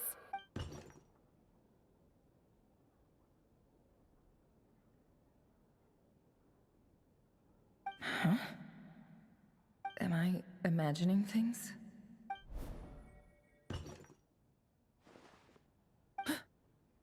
Come on, let's see what's going on. Oh no. I knocked over a vase as soon as I came in. It must have been caused by a Kuvaki fluctuation when I entered the space. Although, it seems like I'm not about to be pulled away this time. It looks like as long as I'm careful with my actions, it doesn't count as influencing reality. Anyway, is this the flagship? The Traveler mentioned that's where he was staying. I only went into the lobby last time, so I've never actually been here before. How does this space work, if nothing else? I can now be sure that it is not simply memory. He mentioned where his room was. I think it's... this one.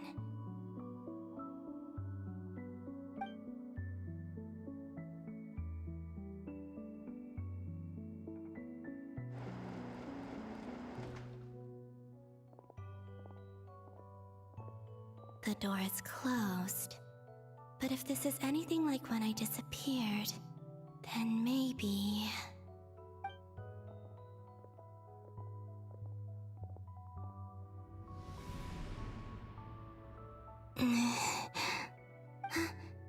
I'm in.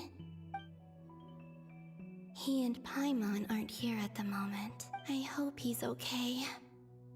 I wonder what happened to him after that battle with Ettore. Best not to dwell on that for now. I need to try and leave them some clues. Please, Traveler. I really hope you find this.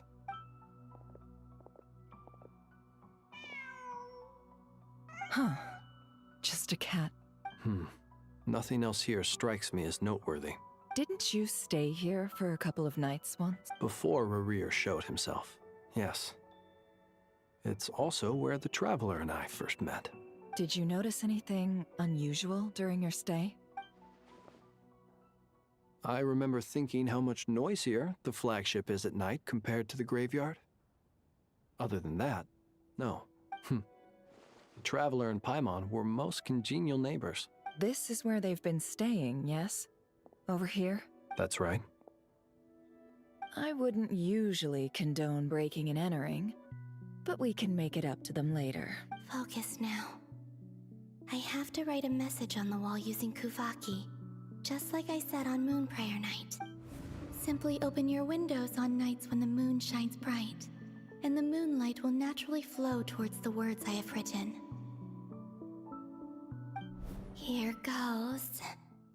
I'll need to carefully control my strength.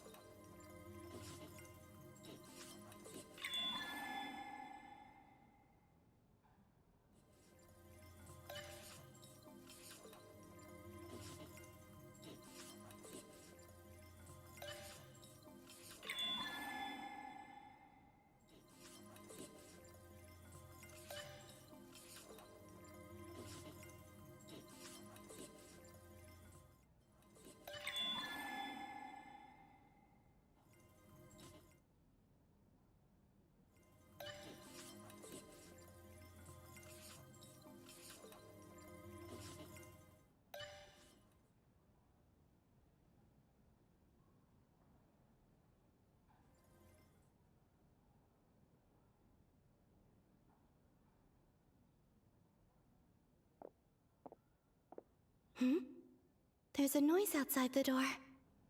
Is he back? Please, you have to see these words.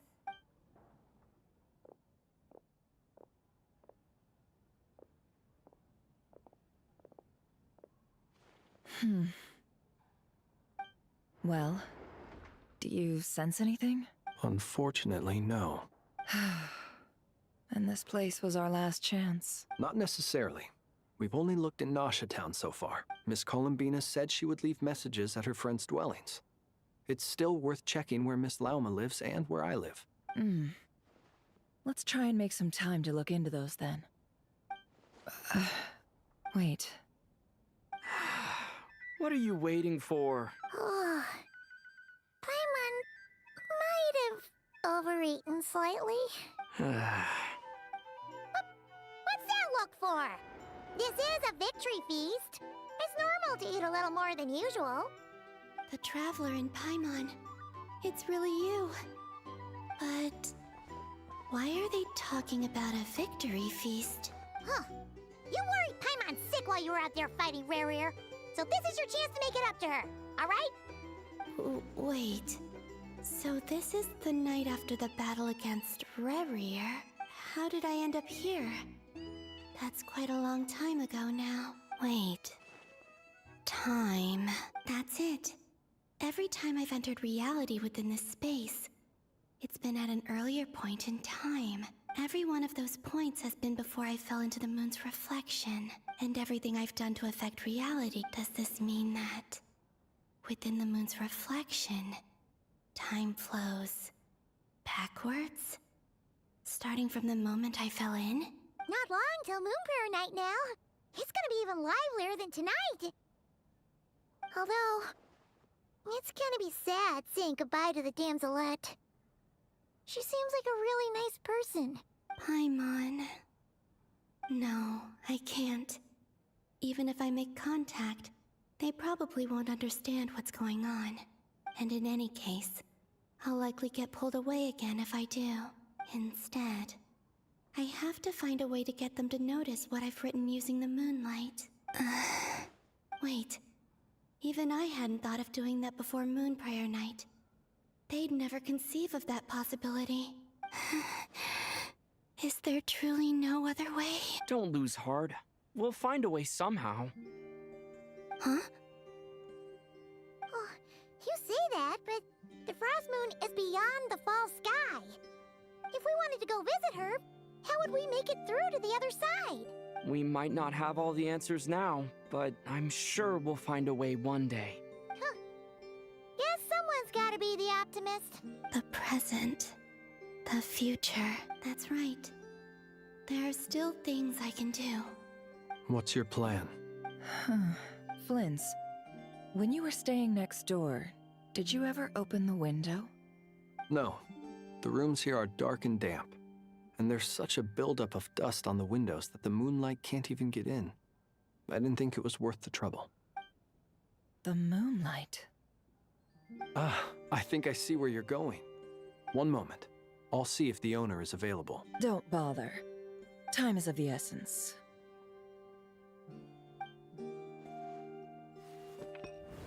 Time. Even if no one sees what I've written at this moment, maybe someone will remember what I said after Moon Prayer Night. I need to write down as much information as I can. And maybe one day... Huh? What's up with you? You can't even hold your cup steady. Are you getting tired? A little. Well, you should probably hit the hay then. You've had a really tough couple of days for you.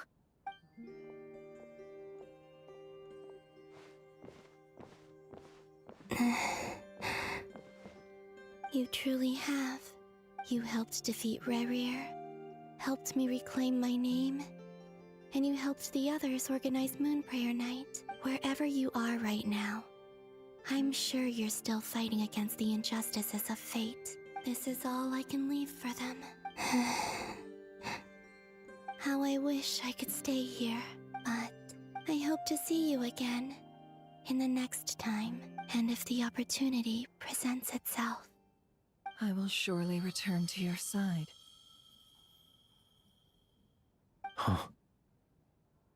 Columbina. She's alive.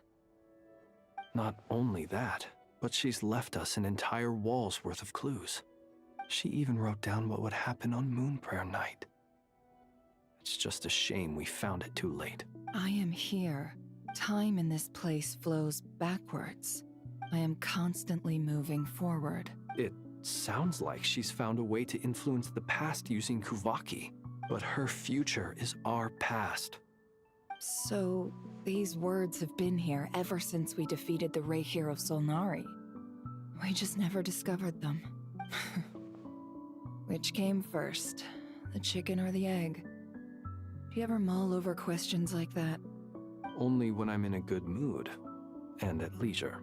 Well, I never do. Everything that has happened already belongs to the realm of fact.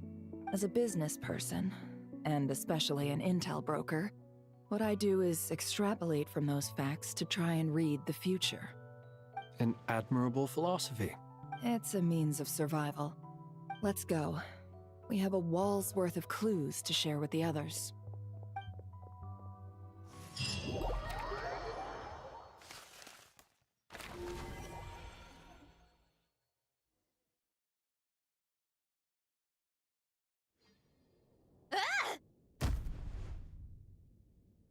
It appears that the doctor's energy signature has changed to something similar to Kuvaki, but not like the Kuvaki we're used to.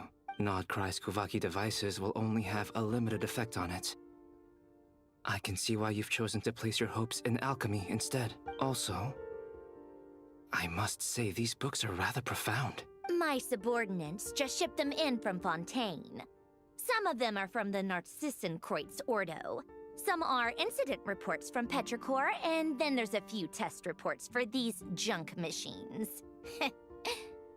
Additionally, after some further scanning, I've discovered something extremely annoying. What's that? Tevat's skies contain multiple moons.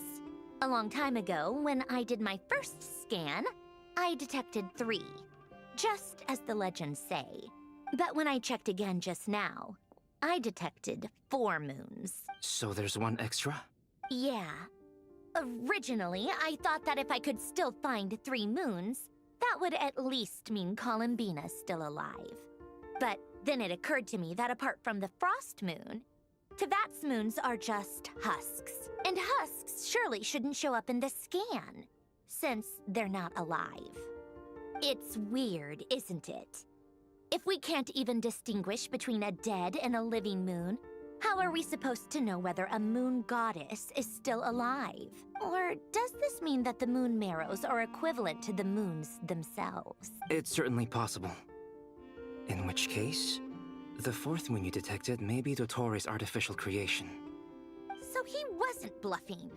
He really built his own moon marrow. Ugh! I'm so mad right now! It's easy to get overwhelmed when you have too much on your plate. Maybe you need to relax. Perhaps try going for a walk. Or simply take a few deep breaths. Nothing can calm me down at a time like this. I need more time, and I need progress.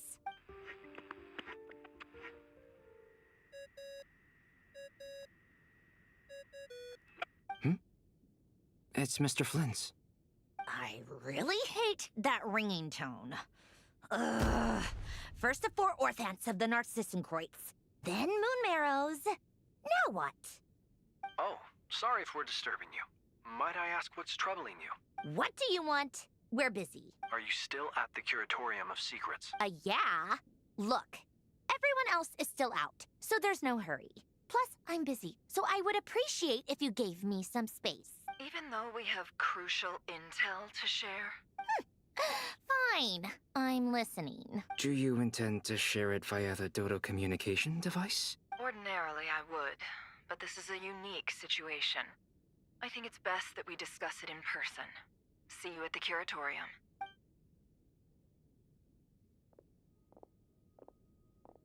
All right, then. So, what's the situation? The rest of the team is still out working on their missions and evacuations, but we've decided to fill you in on the most crucial information first. Sandrone, you were right. Columbina is most likely still alive. That's the best news we've received in a while. By a long way.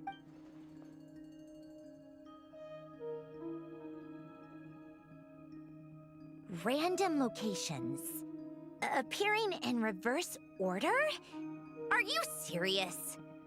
So not dying isn't enough for the moon goddess, huh? She has to show off too. Anyway, does this mean we can deduce her condition from the moon marrows? Miss Sandrone, there's nothing wrong with simply admitting that you're happy to hear the good news. I'm not. And she's the least of our problems. We're facing a huge crisis. If she can't control the flow of time in there, she's just gonna keep moving backwards. Different points in time won't intersect, and she'll never find a way out. Let's say life begins with a drop of water. When did time begin? The moment this planet came into being? No, that's not right. Her final destination would be the moment at which the space she is in was created. But it doesn't seem like we can influence that space from the outside world. So how can we help her? Also, if she's alive, Rerir and Thelindis might be too. But as far as we know, neither of them have come back out. That space may not have an exit at all. I'm afraid I must concur with Miss Nefer in this. Can't exactly argue with that. Let's leave it there for now. I've taken notes on everything you said. Will it help with your research? I doubt it's gonna help with breaking Dottori's energy fields. But who knows when it might come in handy. Better to have it all written down than try to remember everything when I need it. All right, I need to get back to my research. Mr. Albedo has made a lot of suggestions that will require my undivided attention. Sure, I'll stay here. I have things to work on.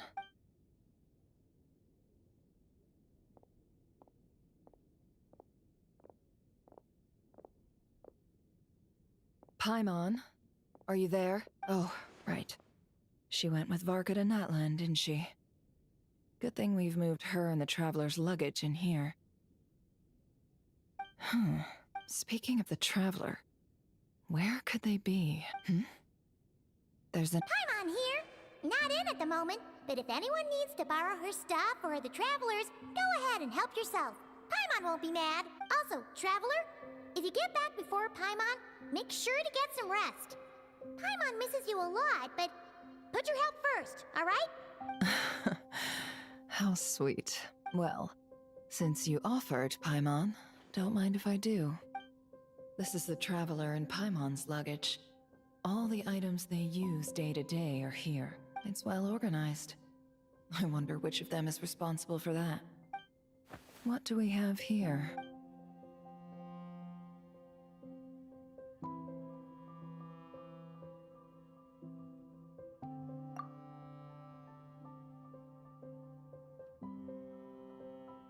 The camera captured a special moment that can only occur between people who are close to one another.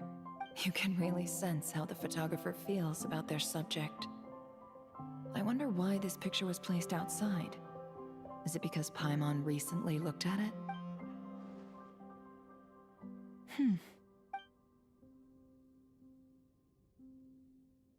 This must belong to the Traveler.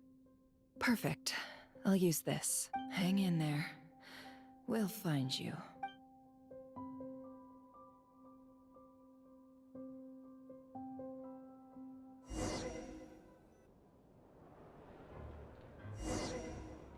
Polonia. Search keyword world formula and bring me all relevant books.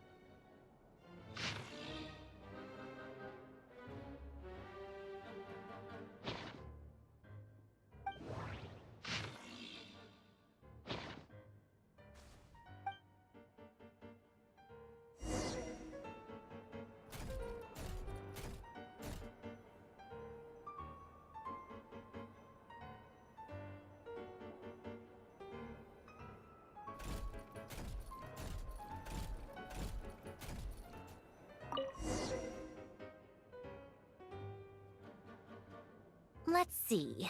This one is on Tonki's sermon dictation concerning the apocalypse. I believe that the correct term for this is Fortuna. This was an ancient Romorian technology, a wisdom unparalleled. I never imagined that Romorian ideas would be so similar to the diagram I have named, the world formula. This is strong evidence that human civilization should gradually shed possibilities as it continues to explore and evolve. The end of humankind may well be upon us right now. The sparks of civilization shall run out, unless we consider introducing variables from outside the system. Variables. Surely that can only mean one thing. Descenders? Dottore likely captured the Traveler because of his descender status. But the Three Moons' authority comes from the world itself. Why would Dottore need anything beyond that? Where does this variable factor in? The world formula calculates the fate of an entire world. Introducing a variable would therefore give us...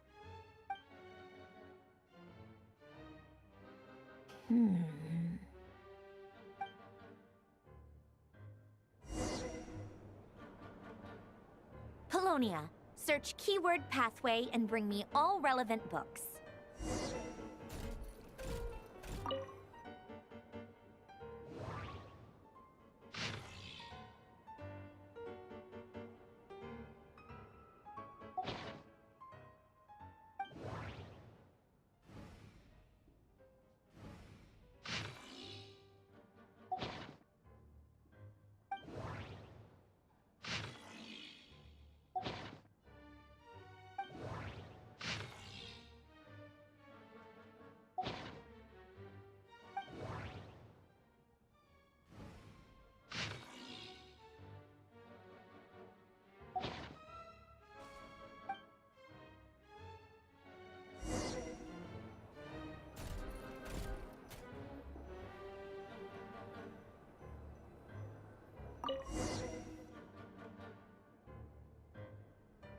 Otonki Sermon Dictation. Explications on the Chemical Marriage. These titles are pretty esoteric. Observe and compute the pathway displayed in the guidance diagram. Deconstructing and reversing its effects could generate potential ideas. So, it's one of Renee's draft lectures. Deconstructing the pathway. I suppose that could lead to a breakthrough.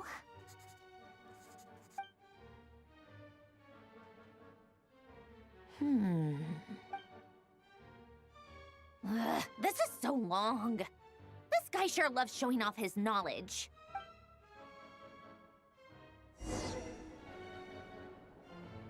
Polonia. Search keyword tree model and bring me all relevant books.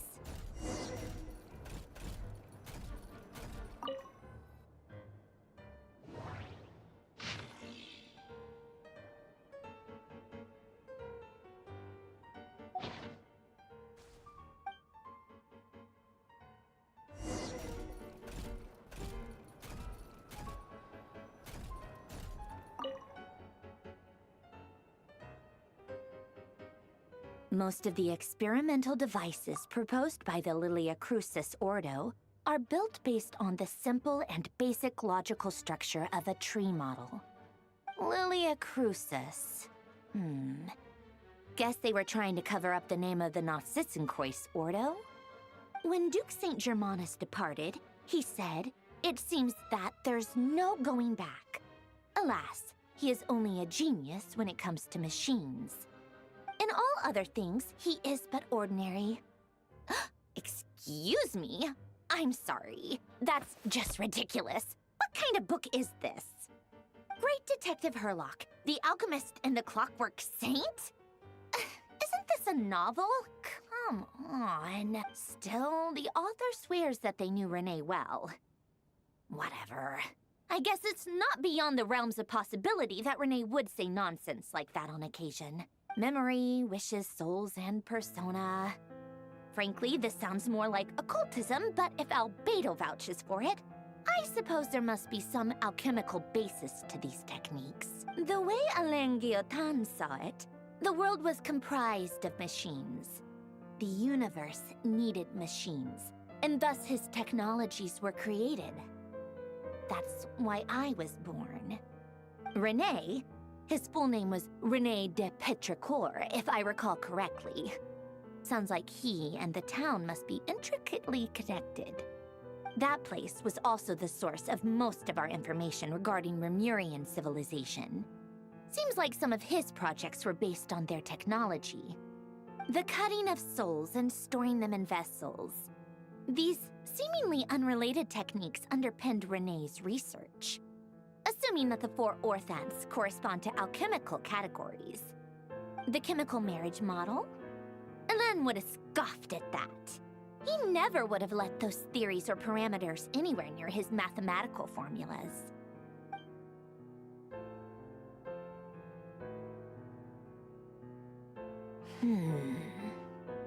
What was Alain's view on Renee? I know he mentioned the name, albeit very rarely. Now I remember. Alain's old notes are here too. They mentioned Renee once. Renee seemed most out of sorts when he spoke to me. A lack of sweet foods has dulled his mind, I should think. Either way, his words are not to be believed. Yep, that sounds like Alain. My subordinates actually did a half-decent job digging out all these materials. Makes a change. Good for them. Some of Alain's old files are completely consistent with these records. He must have gotten them from the Tower of Gestalt. I never knew he got his hands on Renee's records that early. He may have kept them, but he never even attempted to use them. Didn't believe a word they said. Come to think of it, Renee's world formula was filled with calculations of constants. That shows he believed that the fate of the world to be predetermined. As for Alain... it's been too long. I forget what he said. What would he have said? A guy like him, fervent believer in machines, but not headstrong enough. The world can be changed. It is worth persevering. Yes, that's how he used to think at least. He created that procedure to save this world. Yet the scale of the world's fate proved too enormous. The result was beyond his ability to calculate. He died having never seen the outcome. And there I was, left behind in the ashes of his dreams. Did you really never take a close look at Renee's research? Or did you read it but deem his philosophy incompatible with your model? The very thought of trying to incorporate his ideas probably made you feel sick to the stomach. Well, don't worry, because there's a whole new category of lunatic in town. Next to Dottore, every other madman looks sane. You once asked me what I wished for. Should have asked him instead. He's the one pining for things you'd sooner die than witness.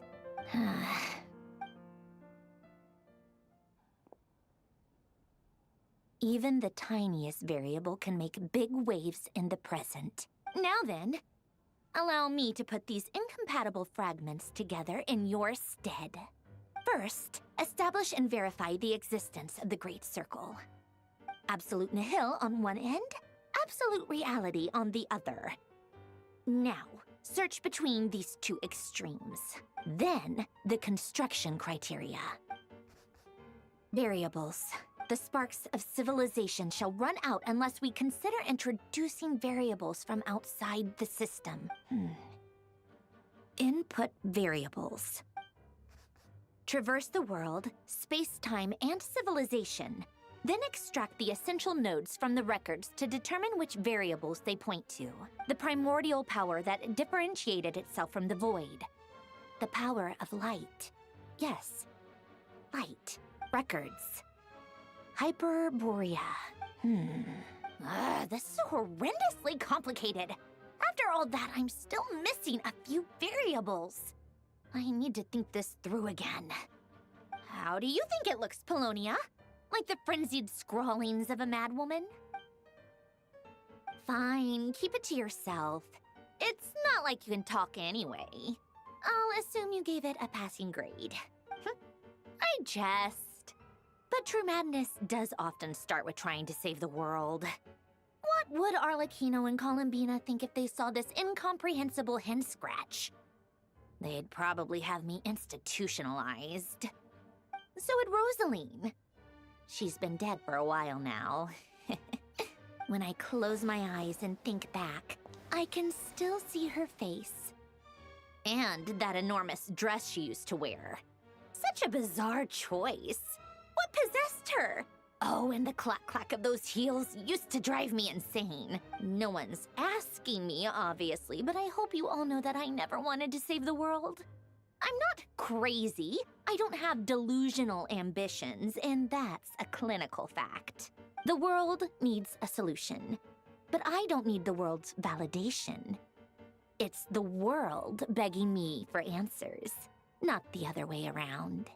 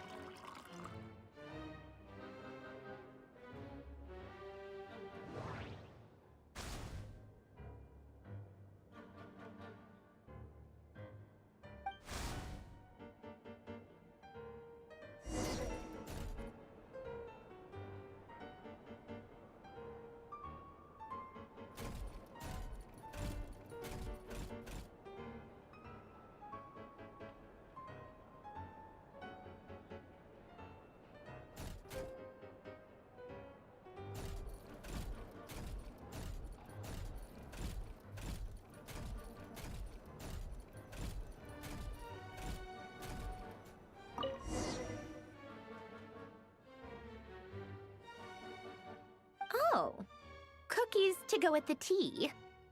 Let's see. They must be from that person who brought those documents. I see they're from Hotel de Boer. Something's written on the box. We are proud to present this homage to the Fortress of Meropede's fun-filled mill collection system. Fortune cookies! Have a lucky start to your day. Sounds like a dumb gimmick to me. Be early to bed and early to rise. Get plenty of sun and drink plenty of water. Then things will surely go well for you. What? Are you kidding me? Somehow I doubt that an early night and a glass of water is magically gonna save a world on the brink of existential peril.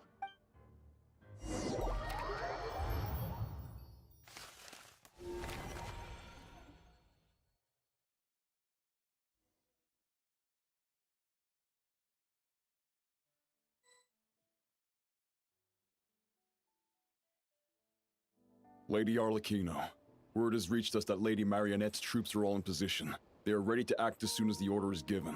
Excellent. The only thing is, they are fewer in number than we expected. It looks like many of them must have lost their lives at the hand of the monsters released by the Doctor. Can't be helped. Allow them to join our ranks, and keep in contact. As you wish.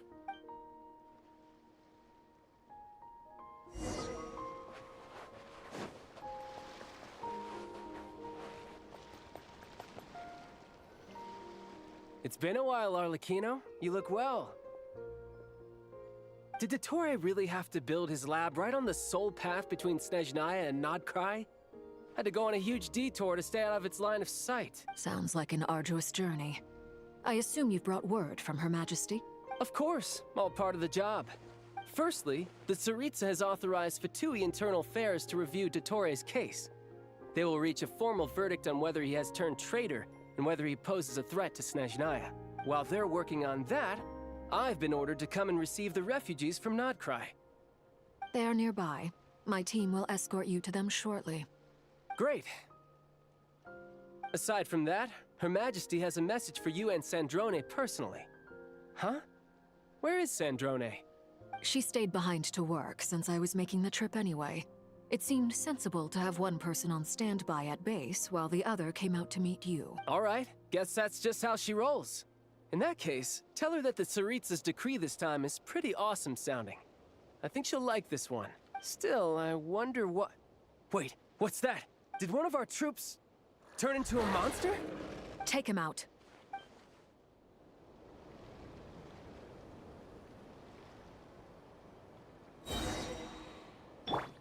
Yep. Yeah! Tidal wave. Yeah! Shouldn't let your guard down.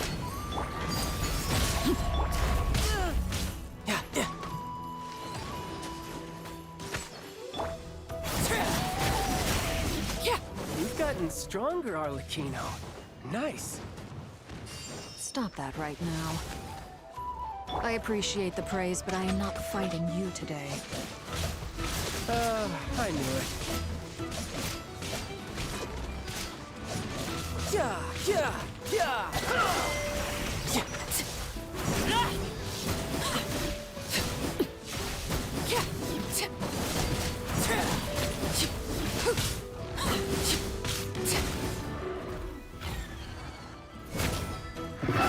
Transfixed!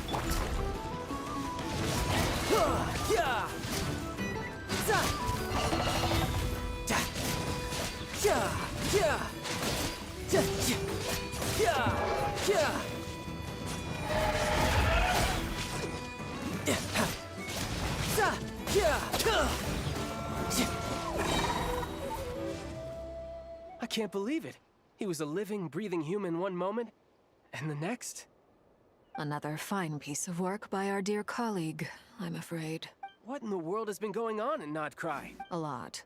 But long story short, Dottore stole 2 moon marrows that should have belonged to Columbina, then built a 3rd moon marrow of his own to concentrate the Tri-Lunar Authority in his hands. What? What do you mean he built a moon marrow? People build roads and houses, not moon marrows. What's his next DIY project? He's gonna build a god? You could stand to be less surprised.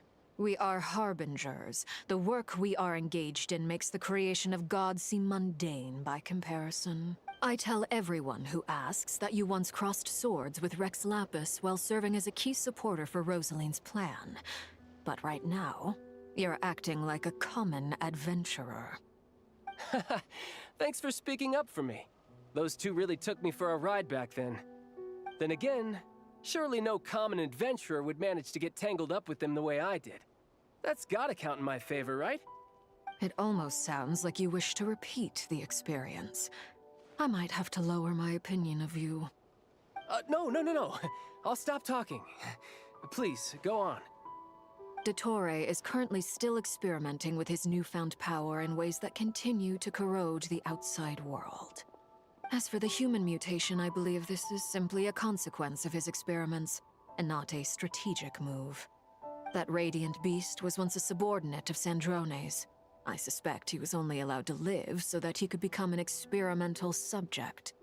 Also, those of us who fought Dottore have been afflicted with a curse. As such, I cannot leave Krai. This is so much worse than I thought. No wonder Her Majesty's decree is so extreme. While these exceptional circumstances persist, the Harbingers are hereby authorized to use unilateral executive powers. Should Dottore pose a threat, Arlecchino and Sandrone are permitted to eliminate him. My thanks to Her Majesty. I will pass these good tidings on to Sandrone. Her Majesty has also declared that she will refrain from launching an attack on the now evacuated Krai due to the presence of unretrieved research material. A wise decision. By the way, how's my old partner doing? I'm assuming they're with you? Partner? You mean the Traveler? I'm afraid I have bad news. He was captured after our failed assault on Dottore's lab. His whereabouts are currently unknown. What? Why? Since when does Dottore have a bone to pick with him? That is indeed the question. I'm not sure he does. He must have some other goal in mind. This won't do. I have to rescue him. You can't. We have no idea where the Traveler is. What am I supposed to do then? Stand here twiddling my thumbs? Sandrone is working on it. The best thing you can do right now is complete your mission. Fine. I guess I'll leave this to you then. One last thing. Tell the Rooster to get the message out to the gods and citizens of every nation in Teyvat. Beware. An uncontrollable pollution is spreading forth from Krai. The source of that pollution is a madman drunk on the success of his experiments. The Fatui and our allies will endeavor to contain the threat. However, if Krai falls, things are likely to escalate. Considering Dottore is one of our own, all Fatui stationed in Krai consider it our duty to stay and fight him to the bitter end. Whatever the cost. Hey, don't be too pessimistic. If it comes to it, I'm sure Her Majesty won't stand by and do nothing. I hope you're right.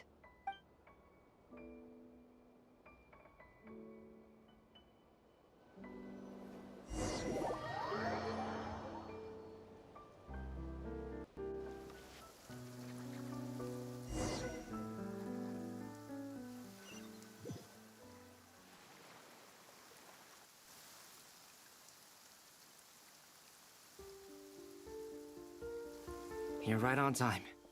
Thanks. Hey, do you think I'll get that gliding exam exemption? I made sure I was on my best behavior in Mondstadt. I landed well outside the city and walked in through the gates. I'll help you apply, don't worry. For now, let's see what we have here. What are the doctor's energy fields even made from?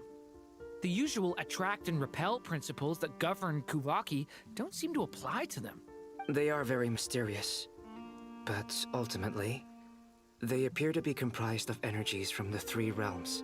Thanks to research by Master in the Hexen Circle, we know that Teyvat's 7 elements are derived from the more primordial power of the Light Realm, which is antagonistic with the power of the Void Realm. Since you have the power of the Dragon Durin within you, I'm sure you can already tell that this energy field contains no abyssal energy. That's true. It's not abyssal energy, it's something pure, wild, and untamed. I've been thinking about something. Do you still remember the device that Dory supplied from the Academia when you and Miss Columbina fought Rarier? That was one of the most marvelous feats of ingenuity I've ever seen. The design, the craftsmanship, the material selection. I couldn't fault any of it. Not to mention the operating principles. Surely the most ingenious feature of all. Dory didn't go into detail on how it functions, but I have a working theory. The clue was that Miss Columbina was somehow able to use the pyro energy that you provided, despite the fact that, as a moon goddess, she should only be able to use light realm energy in principle. Now, all elemental energy is, of course, derived from light realm energy to begin with. Hence, I suspect that the device works by restoring elemental energy to its original state. This presumes a theoretical model of the 7 elements akin to that of light refracted through a prism. Perhaps it is no mere analogy. Maybe there is indeed a prism in this model. I almost wonder if the idea for the device was conceived based on direct observations of said prism. It would explain how such an ironclad design concept was achieved. It is at once a masterwork of engineering and a groundbreaking application of the Academia's latest elemental theories. I suspect only Lesser Lord Kusanali herself could have devised such an ambitious technology. But back to the energy field before us. If this is pure light realm energy, its relation to elemental energy is one of integration versus division. Or you could say that the former contains the latter. Could this mean that elemental energy can dilute the power of the light realm? Should we give it a try? We should.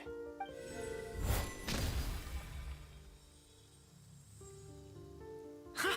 It works! Clear signs of disruption were detected at the periphery of the energy field. This indicates that elemental energy can disturb or even negate the field. Now you try. All right, here goes. It's working! Switch to abyssal energy and attack again. No surprises there.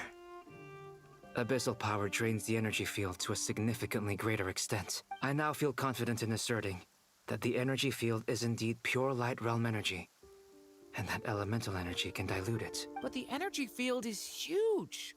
How much elemental energy will it take to neutralize it? We don't have to neutralize it completely. We can try other approaches. That's all for theory. Would you like to continue watching? So you knew I was here.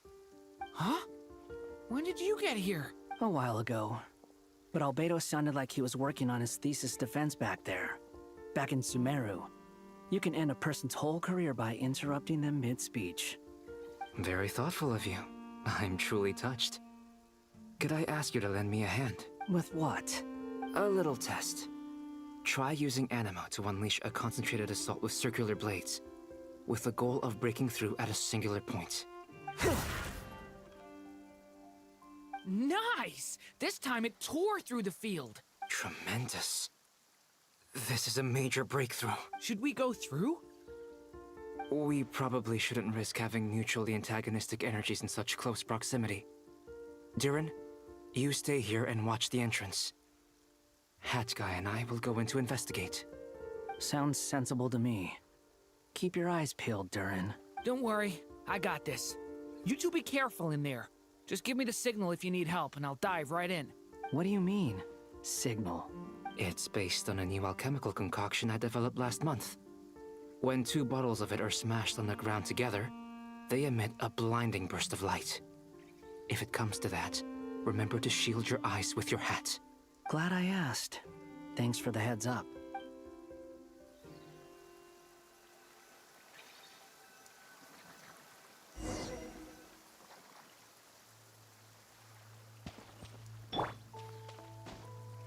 Behold!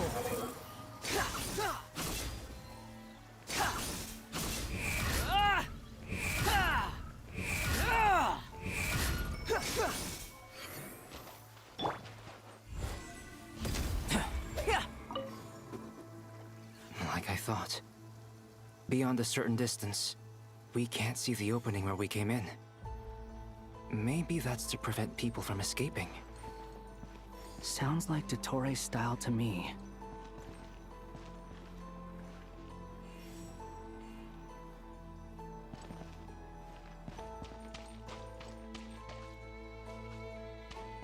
Not much has changed. Things are basically the same here as they were before the energy field appeared.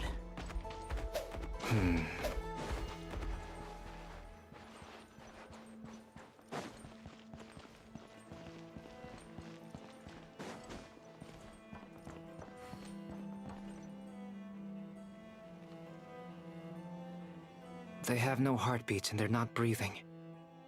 We can only assume they're dead. But there are no visible wounds. Also, there's an animal squatting next to each body. It's watching us. That's not an animal's gaze. What are you trying to tell us? Doesn't seem eager to talk. I guess maybe it's just an animal after all. Let's keep looking around.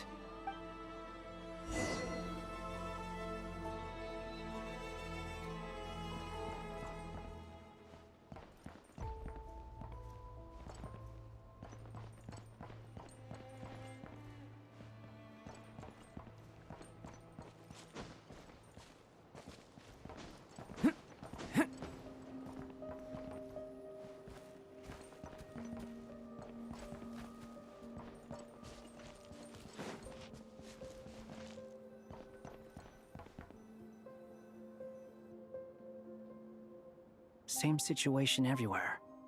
Not a living soul in sight. Well, I think we can safely rule out the possibility that they're all pets. Is skirting around the topic your way of showing consideration for other people's feelings? Just being cautious. I don't doubt that you can handle the truth.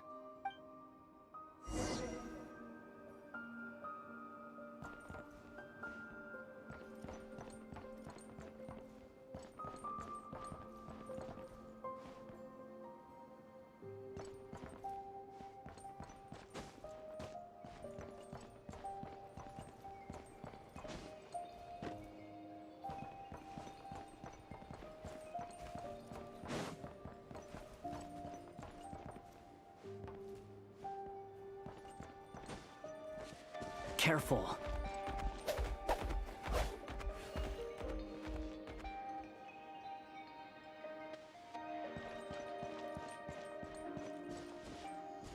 Please, help us. Please. Over there, I hear a voice.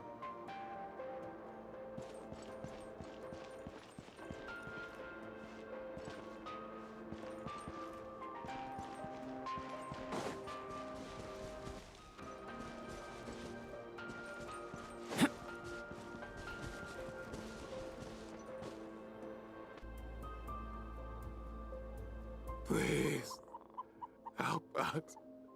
Please. What happened here? I don't know. Suddenly, everyone collapsed. Then my line of sight got lower. I still have some of my senses left. I gotta get out of here.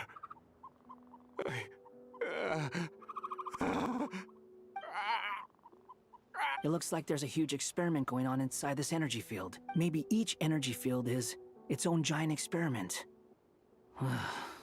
Vile. He's swapping human minds with those of animals. Even without the other circumstances, this would be an extremely radical experiment. Those people may have lost their sense of selves, but they are not fully animals either. If they were, they would have left. But instead, their instincts are driving them to remain by their dead bodies. We should go. No sense in sticking around here longer than we need to. Agreed.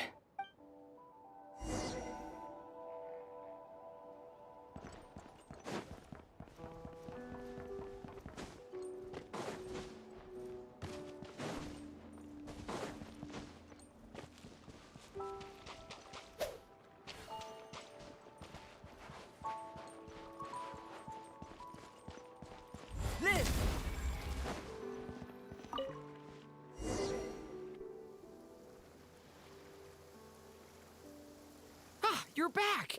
Everything okay? We saw some things that take a strong stomach. Otherwise, we're fine. We should share our findings with the others.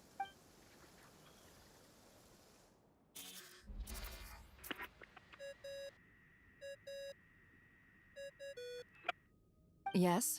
Who is it? Miss Nefer, it's me, Albedo. We found a way to break through the energy fields. With enough control, it's possible to tear them open using elemental energy. Also, we managed to take a look inside. Dottore is carrying out his cruel experiments on an immense scale. Any residents who have failed to evacuate in time will likely meet a grisly end. Sounds like he's living down to our expectations. Might I ask how things are proceeding on your end? I'm just about to get started. I'll be in touch once I have a result. Understood. Stay safe. I will.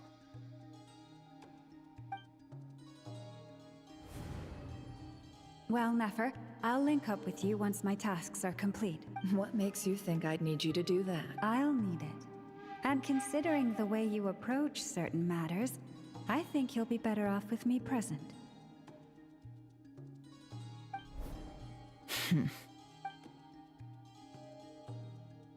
Let's begin. Entering simulation mode. A vast wasteland. Is this the Traveler's inner world? I was expecting something more vibrant, to be honest. Wait, someone's there. What are you looking at? In that case, I'll look at it with you. I want to know all about everything you've seen and experienced. Is there somewhere I should return to?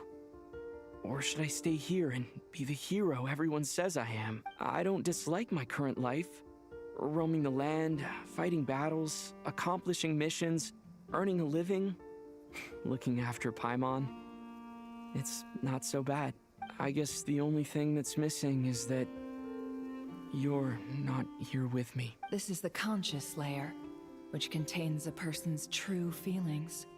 It is filled with both longing and kindness. I suppose anyone who lives long enough ends up wishing for someone who can't be there.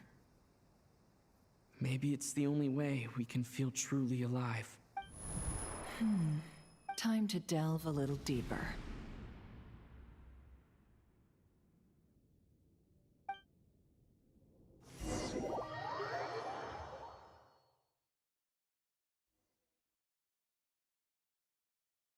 Nasha Town is hardly the optimal choice for a place to live, but it has character and a reasonable population density.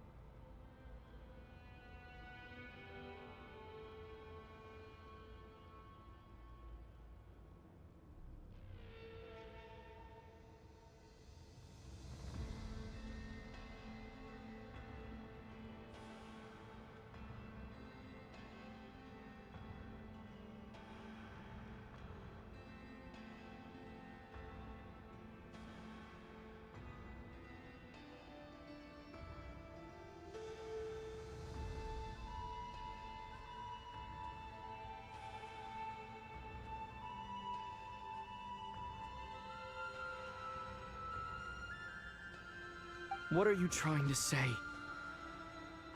Oh, don't be nervous.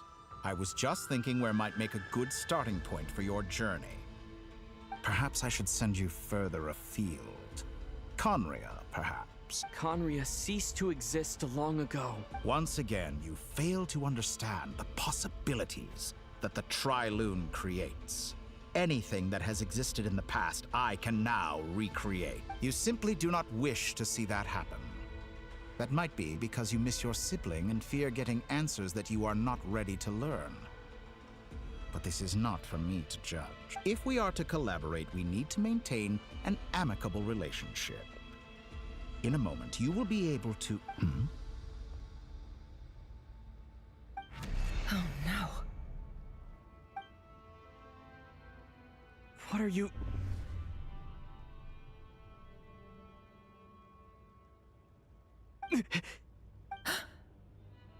What are you gonna do? Don't move. Something unwanted has crept into... Oh? Gone as quickly as it came.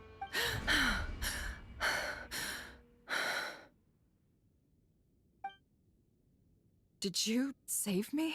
If I hadn't cut the connection, Dottore might have caught you from the other side and destroyed you. This was a good idea, but once is plenty. You were exceptionally brave. Thanks, but now's not the time for that.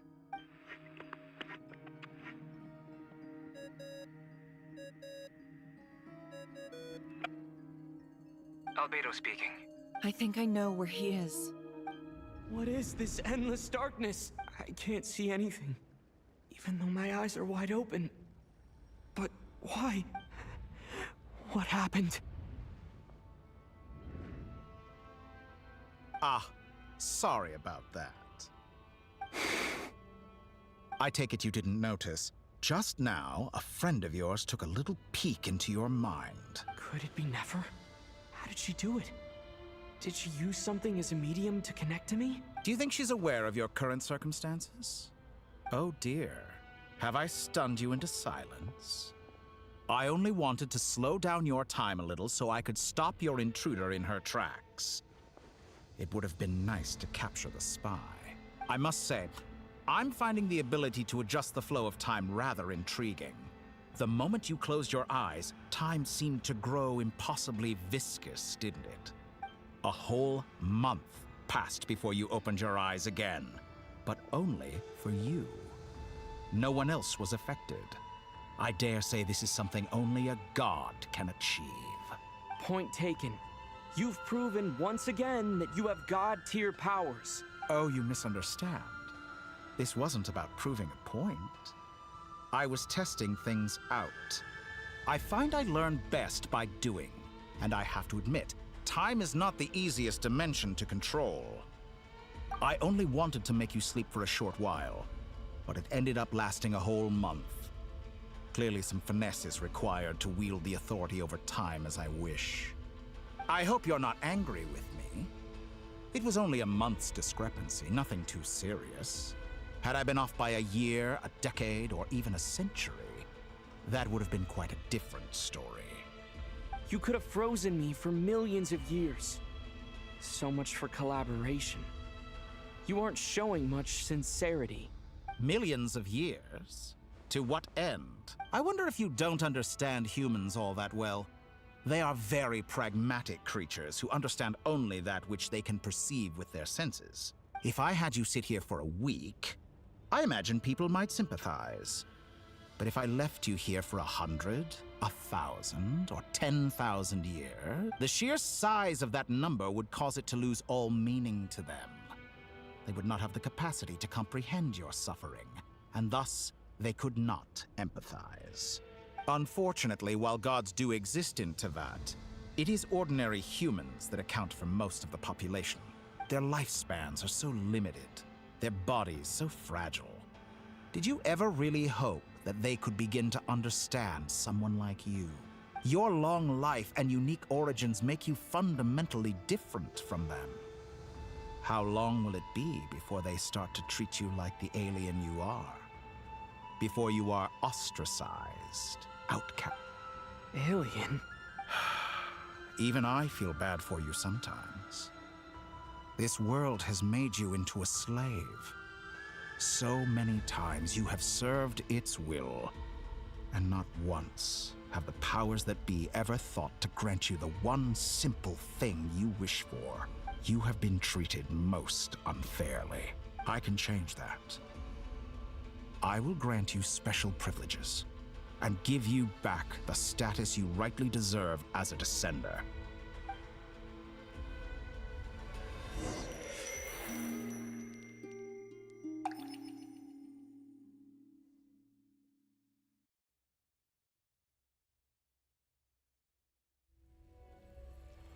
I've entered the past 3 times at this point, but I still have so many questions. For instance, beyond each point being further back in time than the last, what determines the specific locations at which I can make entry? So far, the common thread linking all 3 scenarios is that the Traveler has been present, but it's more than that.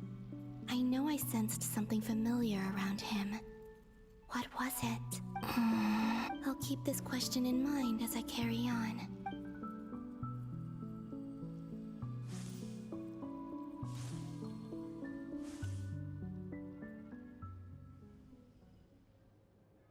Humans, you never change. Always trying to use powers you neither comprehend nor control. This looks like Star Sand Shoal. Was this before Rarier regained his physical form? You've messed with the cannon again, huh? Sorry, but this round's not gonna go your way. The cannon. That's right. I was at Silvermoon Hall and I sensed an abnormal Kuvaki fluctuation coming from Nasha Town. And right after that, came an ominous power emanating from Star Sand Shoal. My body was once torn into countless pieces and hurled into the swirling chaos of time itself. But even so, my life and will were not extinguished. I wonder if I could try to prevent his resurrection. But how would I do it? What can I do, here and now? Traveler! Behind you! Look at that light! No, I won't make it in time. He's using the Kuvaki shield, like I taught him. Is he going to use it to block the cannon's beam? He's strong. I'm sure he can manage. But the force released when the beam impacts the shield might lead to collateral damage. Easy Island. The Frost Moon Scions will be exposed to lethal levels of Kuvaki. A question, if I may. Kind Miss Columbina. When the cannon's Kuvaki beam was deflected earlier, I saw several bolts of energy streak toward Hisi Island, only to be blocked. Did you also have a hand in that?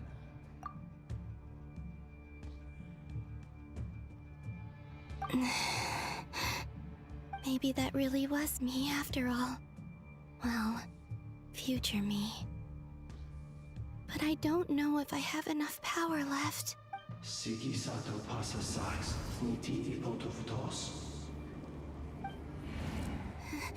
There's no time.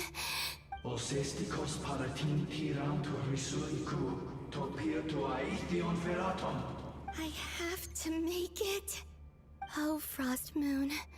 Oh, great land. Oh, slumbering moonlight of Krai. If you can hear me, if you can sense my call, then please, heed me once more!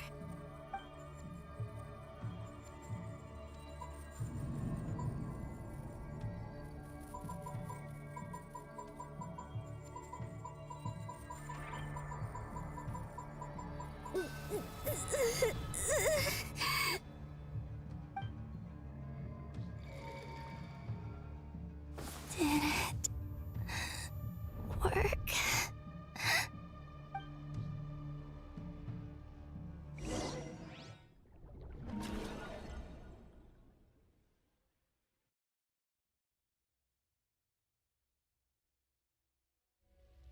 Hey, wake up. Hey, did you hear me? Columbina, I said wake up! Now! Oh, good morning, Sandrone. It's 3 in the afternoon, actually.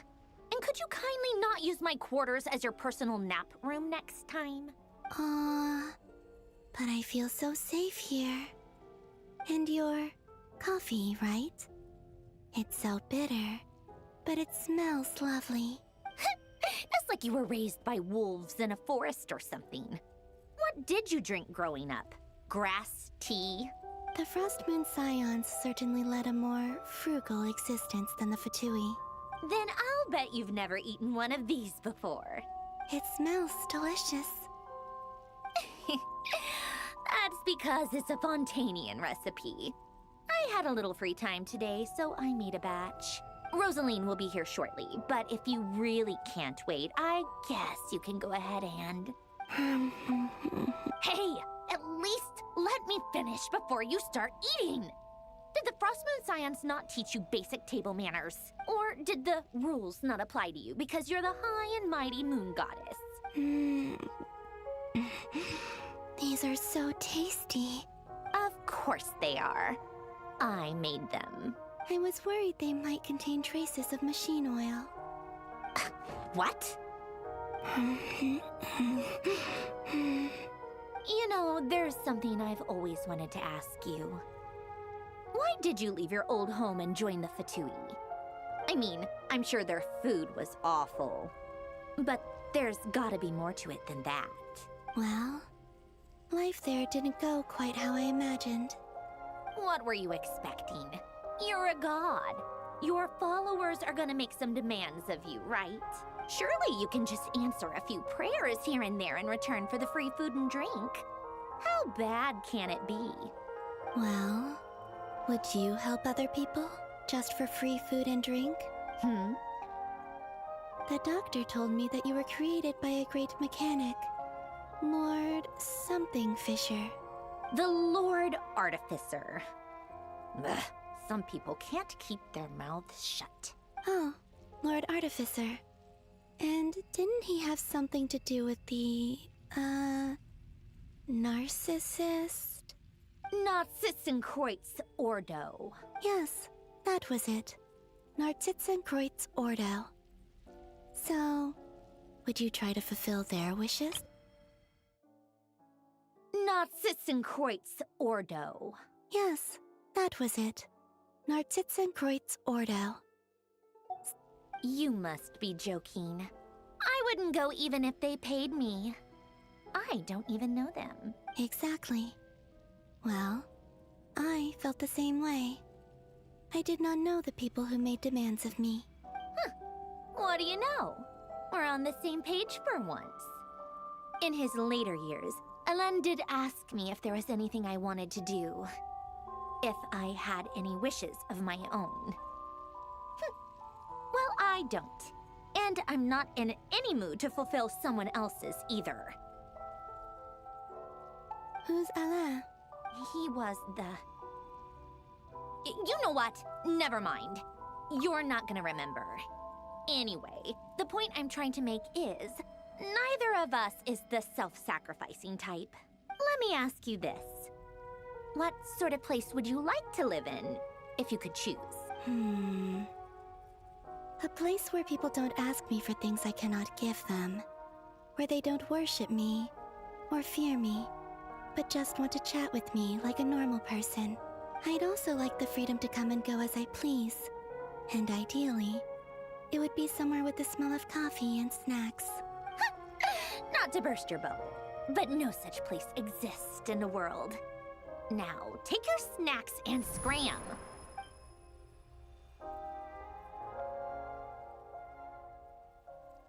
Did I pass out?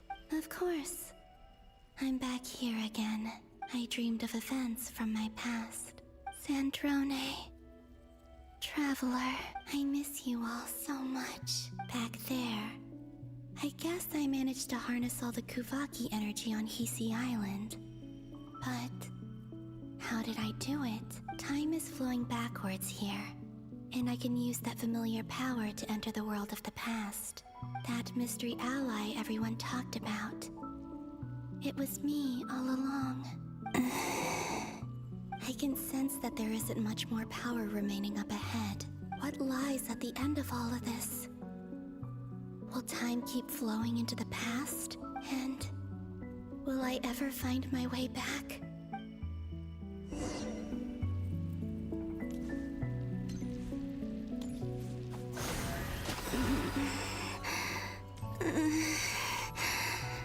It's getting harder and harder to use my power.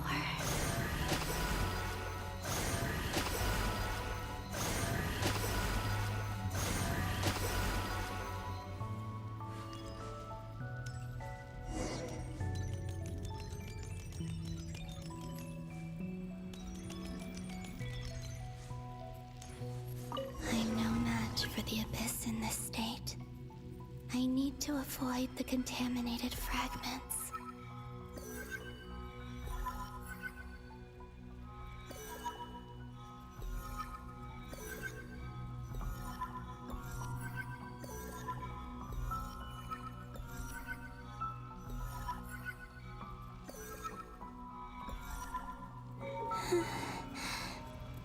Time to go. I wonder where I'll find myself this time.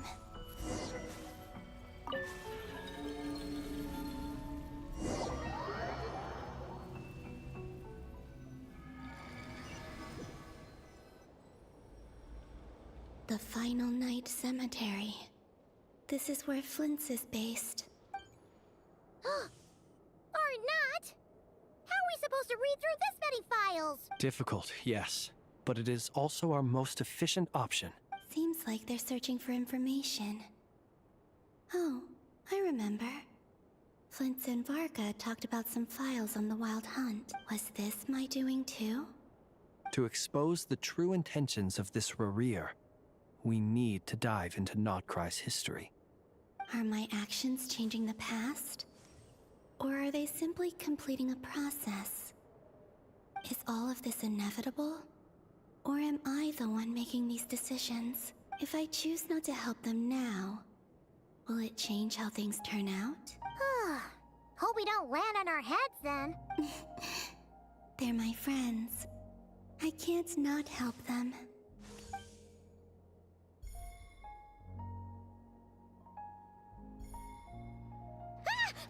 Ghost! And the other one was... here. Hey! Another file's moving!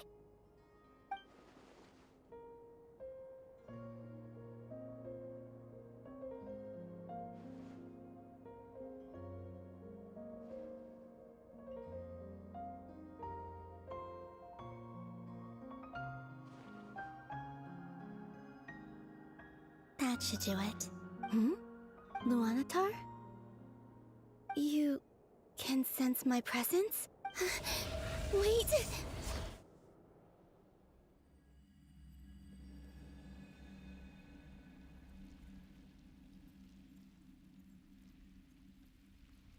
Luanatar. So she's that familiar presence I've been sensing all along. She's always been by the Traveler's side. That explains why the Traveler has been there each time I've entered the past. But why Luanatar? Is it because she has a connection to me as the Moon Goddess's familiar? If so, why not any other Kuhenki? That's...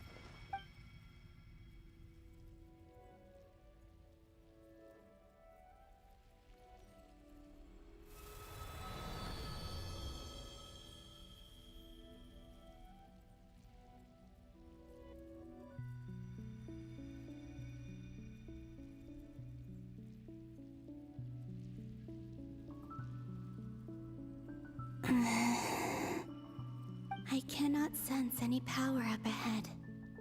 Just a void, stretching out into infinity. This is likely my final chance to enter the past. It's now or never. I have to find a way back.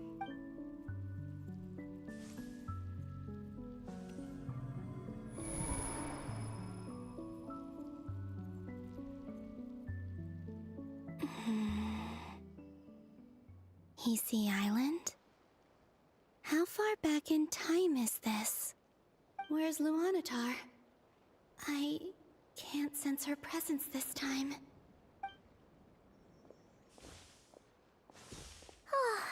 Seeing Anafa and Aino reunited like that sure was heartwarming. Traveler, Paimon. No, stay calm. I don't have much power left to change things. I don't even have that much time left here. Think, Columbina. How do I find a way back? A way back... to where? Do I go back to Moonprayer Night? Or to the future that followed? And if I return in my current state, what will become of me then? Dottoro's actions that day proved that he'd been planning that for a long time. He had already seized the power of 2 moon marrows before capturing me. Even if I managed to get back, how can I fight against him when he wields the Tri-Lune Authority? I can't. If I go back like this, I'll be playing right into his hands. I have to find some way of rivaling the power he has usurped. Wait. Time flowing backwards. The Tri-Lune Authority. Does that mean... I think I know what the final destination of this lunar reflection might be. I know what I must do. Speaking of homes, we must already be close to where the Frost Moon Scions live. The vibe here feels different, just like the scenery. But how do I communicate my plan to my friends? Should I write it down here? No, someone else will see it. I need something with a close connection to me. Something I can use as a medium to tell them what's happened to me in here.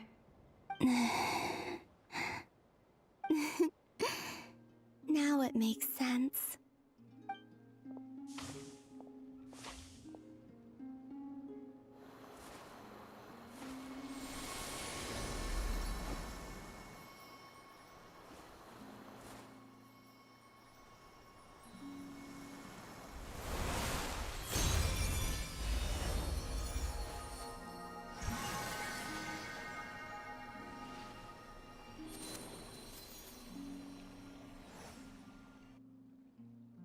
Hey, what was that? I feel like some sort of breeze blew by, and then the petals suddenly turned into...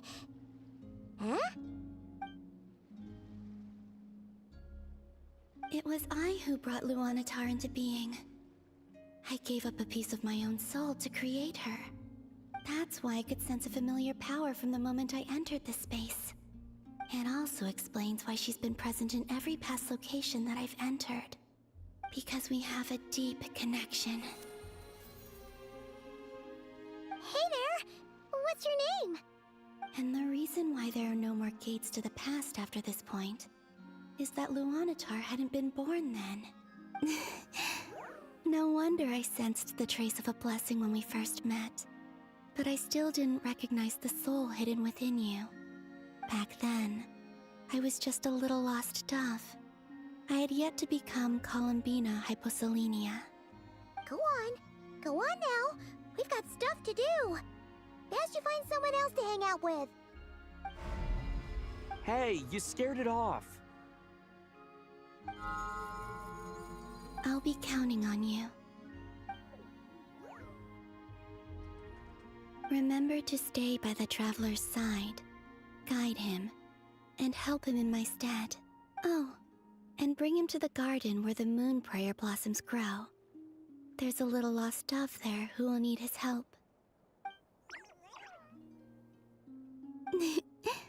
Go on.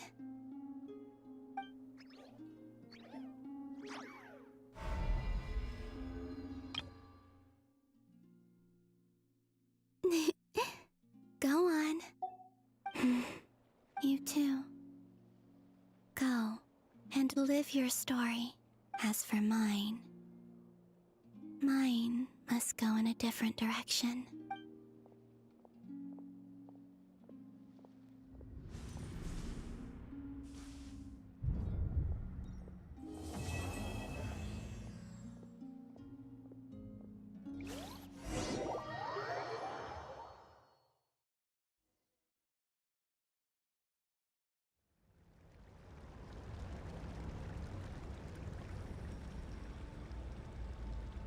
How would you like to experience the thrill of never being held accountable for your actions?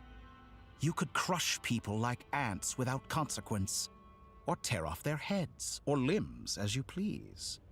Believe me, such a life is but one small step away. What point is he trying to make? Freedom? But the freedom to kill? To do evil and get away with it? Why would you offer me that? The creation of a world is the ultimate scientific experiment. I have taken my research to the highest level, where I shall be not just a god, but also a servant to many sacred spirits. I shall heed the truth and perform holy deeds. A god's laboratory is the perfect playground, but it needs the right occupant to explore its full potential.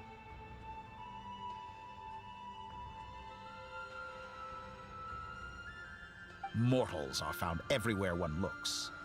Not so with Descenders. I'd prefer my first guest to be a distinguished individual such as yourself. And I know you could make the most of the opportunities it offers. So the condition for entering the new world is to take innocent lives. The same dilemma that Rerir once faced. Could I really bring myself to kill others for my own benefit? Rerir did. And look where it got him. Have you made up your mind? I can't do it. Your playground is no place for me. You're putting your hopes in the wrong person. But we both know I'm not quite the hero you say I am either. I have my own reasons for the journey I'm on.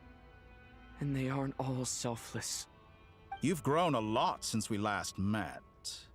But there are still things you are unwilling to compromise on. This will only hinder you. Why don't I lower my requirements a little as a gesture of goodwill? I'll give you a little time to learn to be a less noble soul. That'll make things much easier for you. I really doubt I could live that sort of life.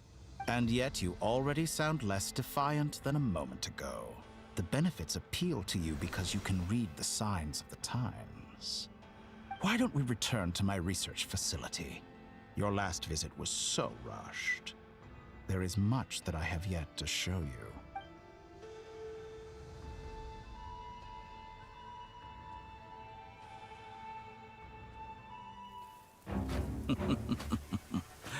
Now to that question,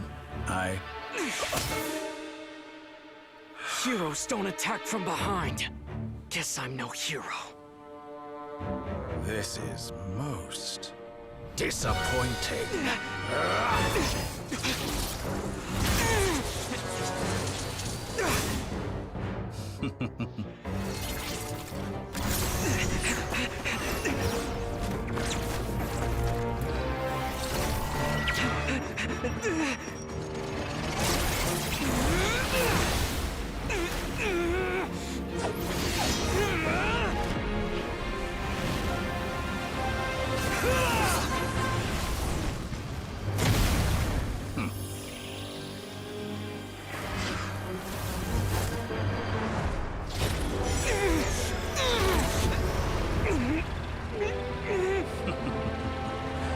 Now then.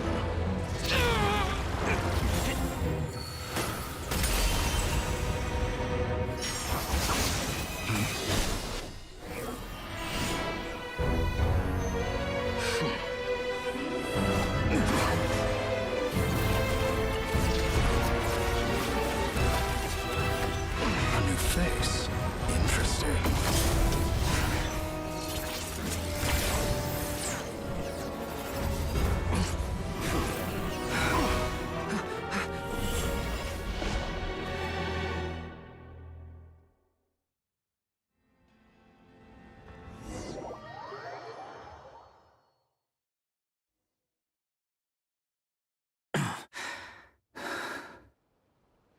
You're still gonna call me Hat Guy after that, huh?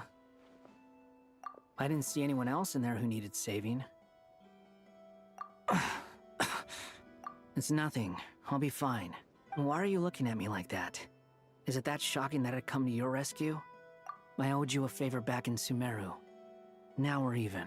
Distracting Dottore was tough. I won't lie. He's not gonna fall for the same trick twice. That was my one shot. I'd hoped to use it to take him out. Ugh. I never wanted to obliterate someone more than I do right now. Dottore doesn't recognize me. But his segments were originally made based on an analysis of my operational principles. I expect it's only a matter of time before he figures out what I am. So Dottore doesn't recognize Wanderer because he deleted himself from Irminsul. Did he really miss his only chance for revenge by saving me? Why the long face? Hey, I'm not blaming you, okay? And I'm not complaining either.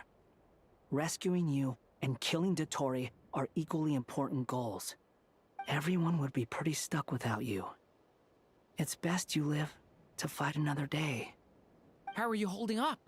Are you all right? Hat Guy said to put safety first, so we agreed to run as far away as we could after leaving the energy field, and only meet up once it was safe. You don't look injured. It seems that Dottore didn't do anything to you. All right. Rescue operation complete. Let's head back. There's a lot more work to be done before this is over.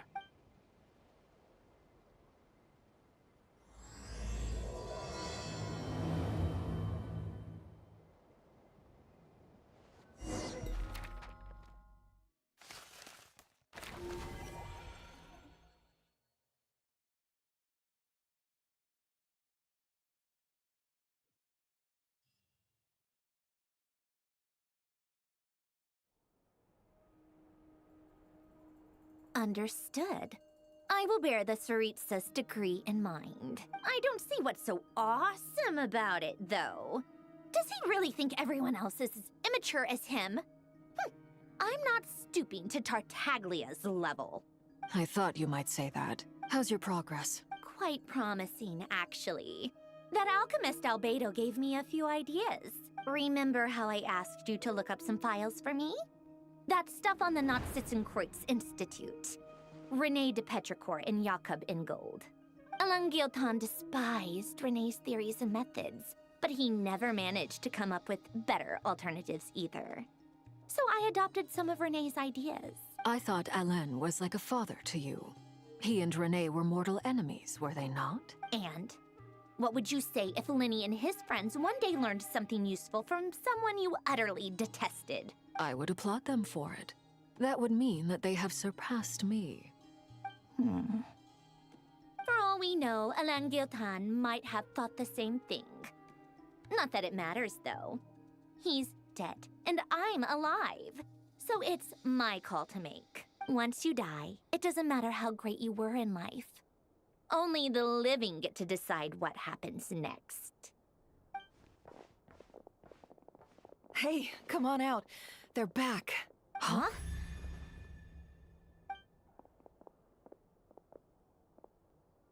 You're back? And your head's still screwed on? And you still have all your limbs? What does it look like? Way to keep your composure, madam. Excuse you. I am perfectly composed. Glad you're okay. Yes, it's a huge relief. Worry? Oh, yeah, right. You think we, the Fatui, were worried about you? We were worried sick. Hey! Worry? Oh, yeah, right. You think we, the Fatui, were worried about you? We were worried sick. Hey! The Traveler and I were already friends. You are free to join this mission in whatever capacity you please. Much like your tea parties. It's a laugh a minute with you guys. I must say, I was quite surprised when Mr. Albedo told me he would need no additional aid. We discussed this on our way back as well. I am rarely so unequivocal, but in this case, we had full confidence in Hat Guy. He said he knew what he was doing. Albedo and I pretty much had to just wait outside on standby. Meanwhile, Hat Guy broke into the energy field and rescued the Traveler solo. You didn't have to mention that. Well, I'm thoroughly impressed. You are a force to be reckoned with. Hat guy. Is he back? Is he really back? Traveler! It's really you! Oh, thank goodness! Paimon missed you so much! You can finally breathe easy, Paimon. It's great to have you back in one piece! Oh, Paimon's been having nightmares the whole time you were gone! Look at them. You know, once you reach my age, there's nothing better than watching a misty-eyed reunion between friends. It's nothing. Same goes when you get to my age, too. I bet Ino and Anefa would be tearing up as well if they were here. Varka, I'm not sure Anefa can cry. Oh, yeah, good point. Hey, your eyes are looking a little red and puffy. Come here, let's hug it out. What? Ew, no! No, thank you. You're not my dad, okay? Knock it off! Everyone, I'm sorry for all the trouble I caused you. But the silver lining is, I didn't come away from this ordeal empty-handed. While I was being held captive, I learned a lot about Dottoro's current capabilities, and what he plans to do with them. Allow me to explain.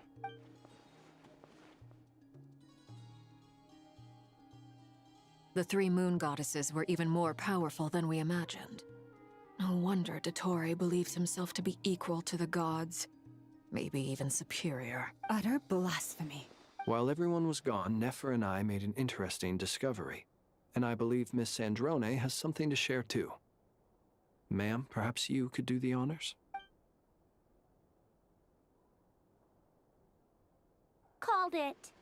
Getting rid of a pesky troublemaker like her is like trying to clean up after a crumbly cake. It always comes back to haunt you.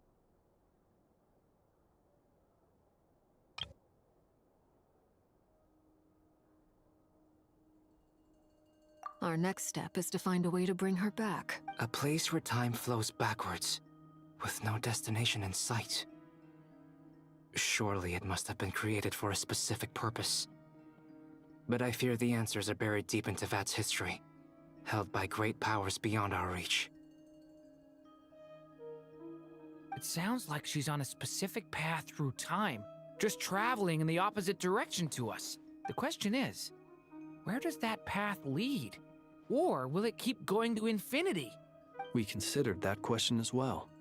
Strictly speaking, time is not infinite. Indeed not. Every road has an end. Nicole! You sure loved quietly sneaking in mid-conversation. I do, in fact. It's something I've always done at our mages' tea parties. Quiet, mysterious, and persuasive.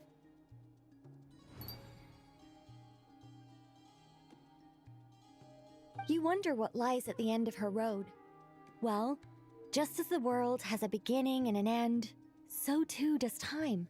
And so, the end of the road is the moment that Teyvat was born.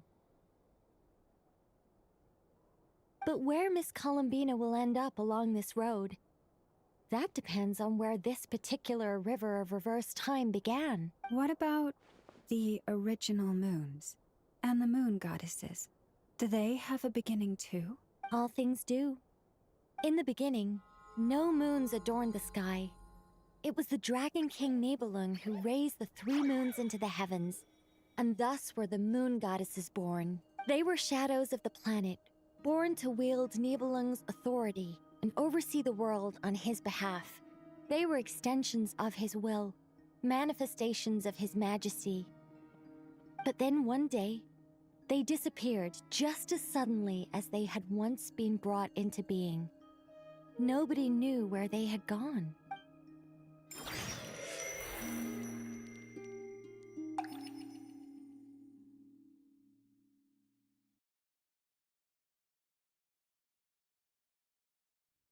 Like I thought, no more paths back to reality have emerged since. But how can I be sure that I'm going the right way without scenes from reality to keep me on track? I can't even be sure of how long I've been walking for. The further I travel, the less stable this space becomes. There are even moments where I can sense something that feels like abyssal energy. They can just materialize out of thin air. I have to keep my wits about me.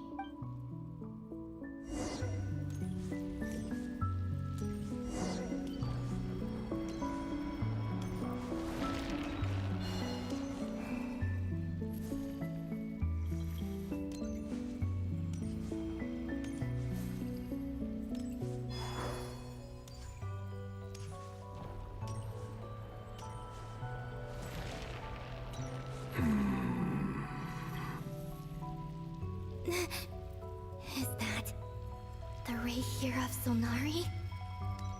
I can't believe he survived.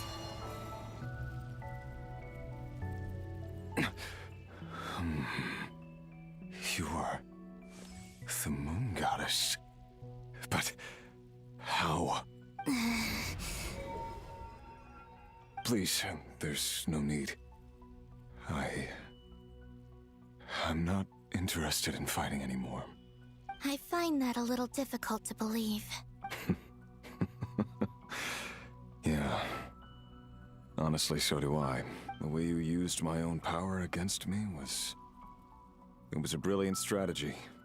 And then, in the final moment before I was thrown into this space, I got to see an old friend. Mr. Dainsleif. Right. It was so long ago now. But we were friends once. When I first got here, I was filled with hatred, remorse, and rage. How I cursed and devoured. I tore everything here apart. I was consumed by the desire to leave this place and have my vengeance. But to no avail. This is a place with no exit. This is the second time I've entered this space. Though I have no memory of the first. I was torn to shreds the moment I entered. But this time I survived. It must be partly because of this new body, and partly because of all the Kuvaki I absorbed in Krai. Are you the source of the abyssal power in here? Not all of it. Some is from when I first arrived here and tried to destroy everything. But there was already a degree of abyssal power here, before I entered. And like a venomous snake baking in the merciless sun, it tried to slither into my shadow. Tried to? So, you rejected it? Yes. Because after that, the world suddenly became silent for a moment. What do you mean? The voices in my head, they were gone. And then, I saw her. Her? Thelindis. My former lover. Never mentioned that she saw a memory of Thelindis leaping into the moon's reflection. More precisely, I saw her afterimage. I'm sure the real her is long gone. She was just an ordinary Conrian. She couldn't have survived here for very long. Anyway, why have you come here? Didn't you know it was a dead end? If I hadn't escaped through the moon gate, my friends would have been in far greater danger. Oh, I see. Because of your power. The power of a moon goddess. What? You'd like to know how I know, wouldn't you? The one who resurrected me said so. I could hear a deep lust for power in his voice. Do you mean... Dottore? Dottore. So that's what he's called. He'd been collecting fragments of my body for a long time. All so that he could resurrect me at the moment of his choosing. I had no interest in his research. But being as corroded by the abyss as I was, we were aligned as far as hunting the moons and recovering my strength were concerned. So that's why the Wild Hunt suddenly became so active in Krai. When I left the Fatui in my weakened state, Dottore must have felt that his time had come. Moon Goddess, could I ask a favor of you? What? I know this is a lot to ask, especially from someone who tried to kill you. If you refuse, I won't fight it. But this is the only thing I desire now. Nothing else matters. What do you want? I'd like you to take a message to Thelindis for me. Thelindis? But... Yes, she's dead. But like I said, I saw her afterimage. I can sense that some part of her soul remains here. Far, far ahead. Why don't you go and speak to her yourself? I can't. I don't know why, but I can't move freely in this space as you can. All I can see is a glimpse of her walking away. Just like the moment when I last saw her in life. In return, I will clear these abyssal obstacles for you. No, not in return. I'll clear them for you, whether you want to help me or not. It feels like something I ought to do. Why? Yeah. Why, indeed.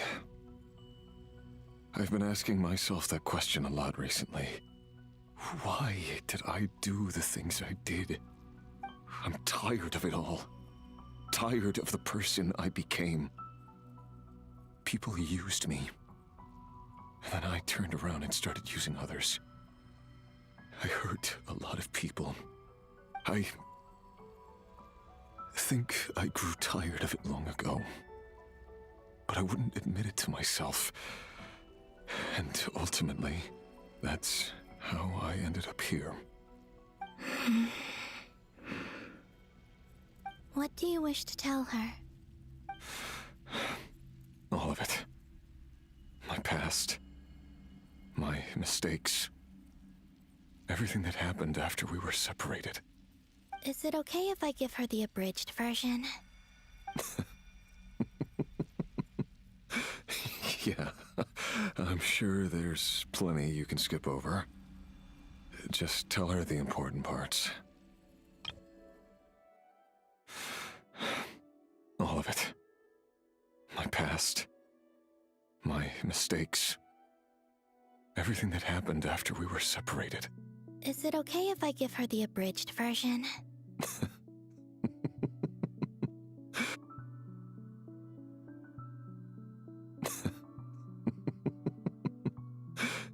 Yeah, I'm sure there's plenty you can skip over. Just tell her the important parts. Whatever you think that means.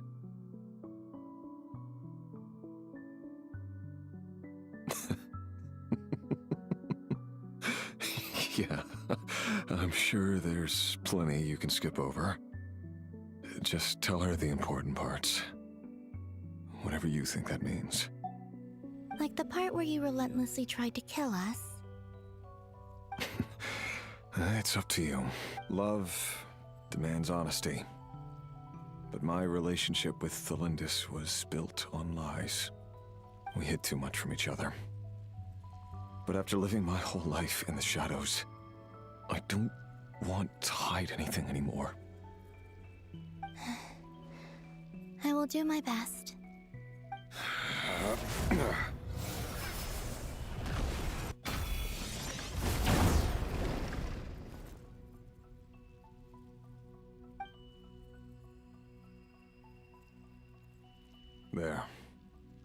The Abyss will no longer stand in your way. Even though Mr. Dainsliff felt he had to fight you, I think he still regarded you as a friend. Dane? He said that you betrayed him, but he also felt great remorse at never having understood what you were truly going through.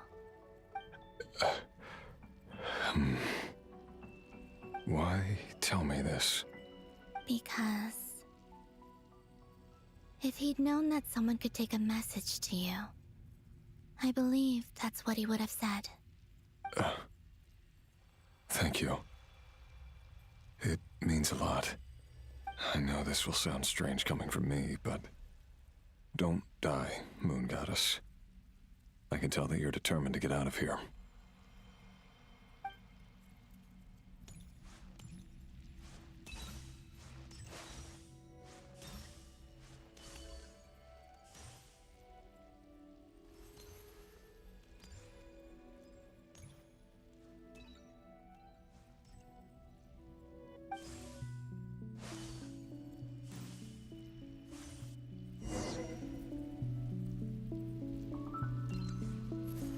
He kept his word. The abyss is no longer obstructing my path. Yep.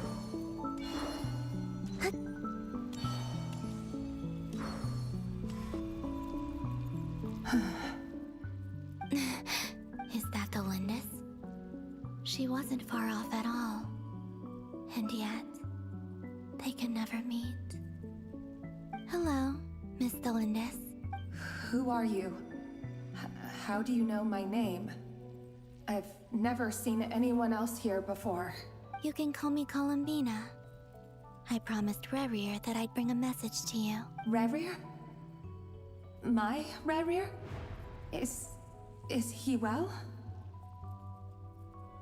He's doing better than he was. Better than he was, huh?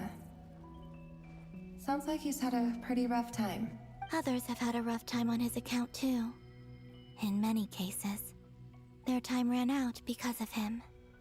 And I'm not just talking about the children of the Crimson Moon. So, things got worse before they got better. Could you tell me what happened, Miss Columbina? Are you sure you wish to know? Yes. This is my opportunity to learn the truth. I admire your courage. However, time is short. I cannot stay here for long.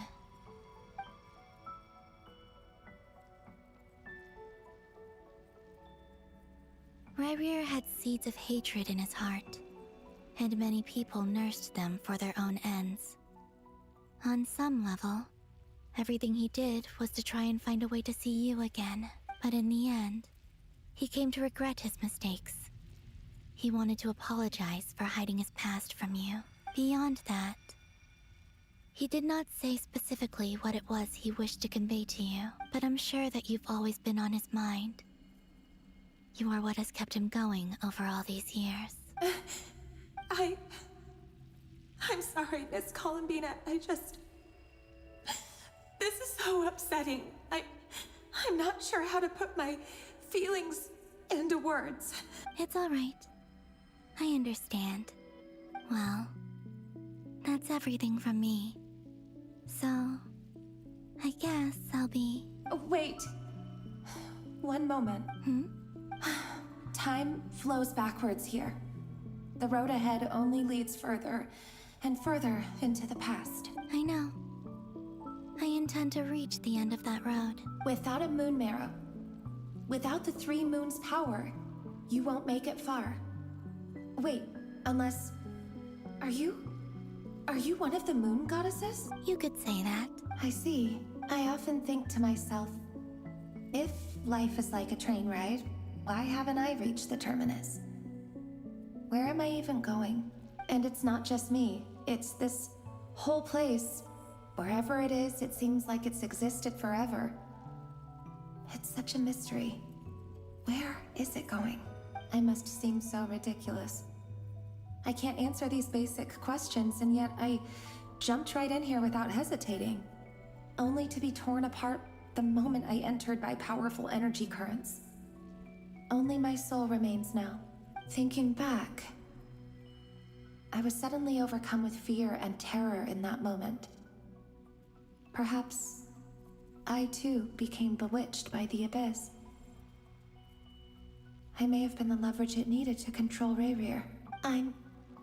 I used to be a researcher at the Universitas Magistrorum in Conria, researching the iridescent moon's marrow.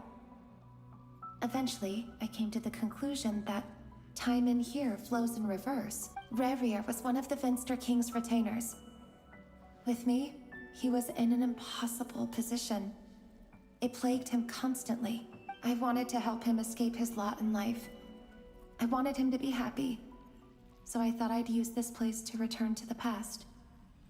At the time, I thought I could just go back to the day that the Vinster King first found the princess. It was only after meeting the princess that the Vinster King started going too far with his research into the Abyss. That was the day all of our woes began. I thought I could stop the king from ever meeting her and solve everything. I couldn't kill the Vinster King himself, so I had to find another way to save Rayrir. That's why I wanted to go back, to kill the person who had brought new possibilities to our realm.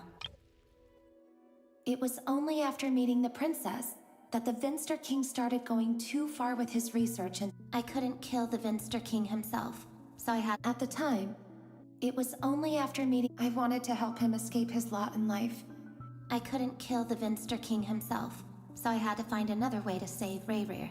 That's why I'm sure it was a futile endeavor, but the Abyss probably enhances the basest human desires. So I naively hoped I could change everything, but I was simply too weak. Like a speck of dust against the whole universe. Look at me. I didn't even survive the journey here. Not physically, at least. I know I'm never getting out of here. But you're different. You can make it, and I want to help you. I owe you that much. How do you plan to help me? Have you noticed the golden energy that exists here? Based on my past research and my observations since coming here, I believe they carry you forward faster. I can share what I've learned and help you understand the pattern in which this energy appears.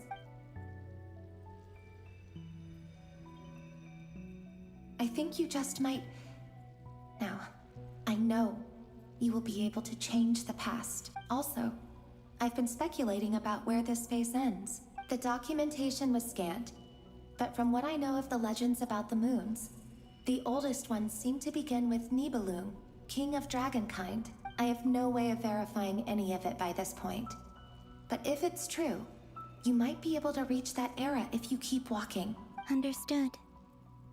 Thank you, Miss Thelindis. I'm the one who should be thanking you. If you hadn't entered this realm of everlasting death, what use would my deductions be? Thanks to you, they have some meaning. About Rayrir, I'm so sorry.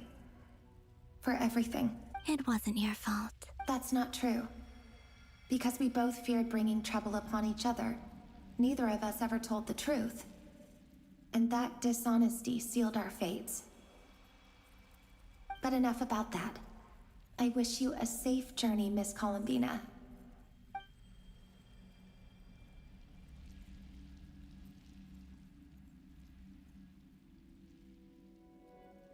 And may the outside world never have to experience pain like this again. Rayrir, you're there, aren't you? I cannot see you, because you exist in the future. I expect we'll be trapped in this prison of space-time for all eternity. But please, gaze upon the past, and then sit for a while. Let's find a place to sit down together, just like we did when we first met.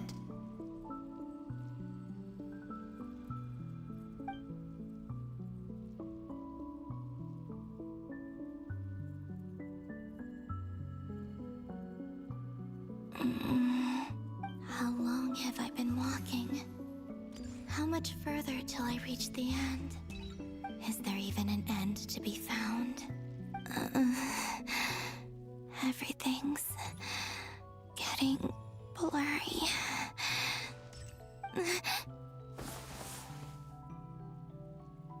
Huh? Are you all right, little sister? Have you come from the distant future?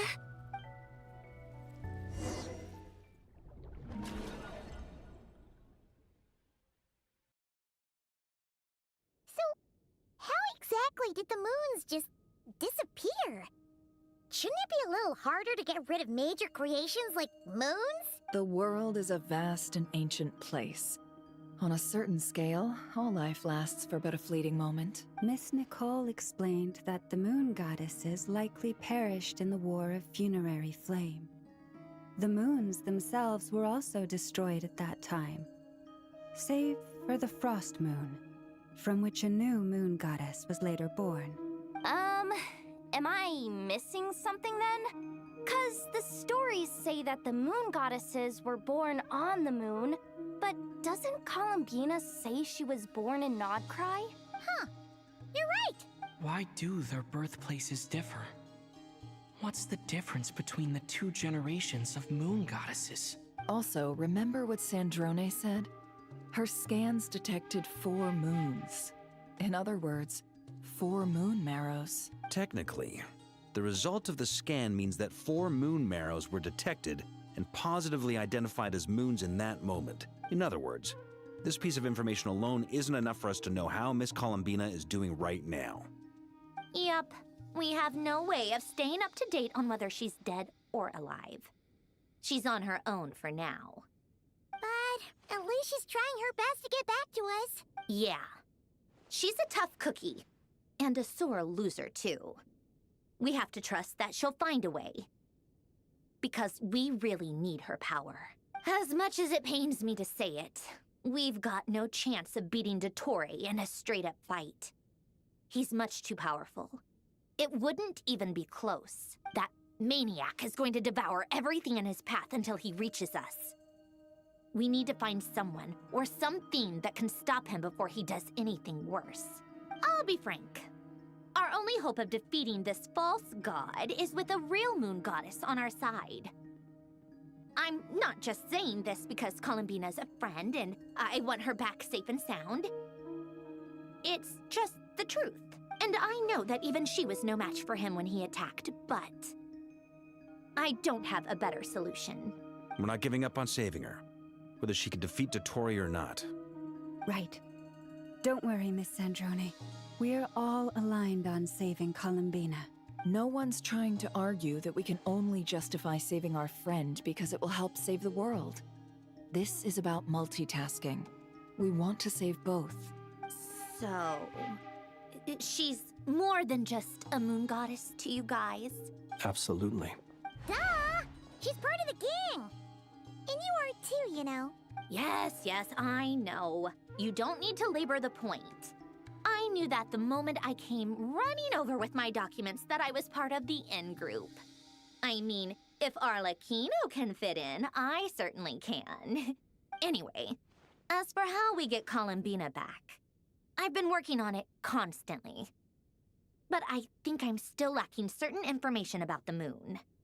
I'd probably get there if I could continue my calculations, but the problem is, I've run out of computing power. Computing power? You mean you need more energy? No, the issue isn't energy, it's processing power. There's so much data to get through that the whole process has just ground to a halt. That's a tricky problem. René de Petrichor of the Nazissenkreuz Ordo once foretold the fate of the world. But I don't know how he did it. My guess is that he used the primordial sea's power. However, that won't work for me. His methodology was vastly different from my own. What's worse, they're incompatible. And, to top it all off, we can't even leave Nodcry. Ugh, this is so annoying. If I'd known we'd run into a bottleneck like this... Well, no, the design bureau's a bust as well. Curse that Dottore! Couldn't have made this harder for me if he tried. Oh, what do we do then? How about we grab a bite to eat and take a break? Maybe something will come to mind after you've cleared your head. You don't get it, do you? I'm trying to calculate the fate of an entire world here. And I need accurate results, not vague prophecies. Where the heck am I gonna find the computing power for that? Ahem. Anyway, time to shelve the discussion on technical difficulties. Being a killjoy isn't very ladylike, after all. Either way, we've done what we can. Rest well, everyone. Remember to let us know if anything new comes up. Hat guy? Is he hinting that we should talk outside? let's go somewhere a little more private.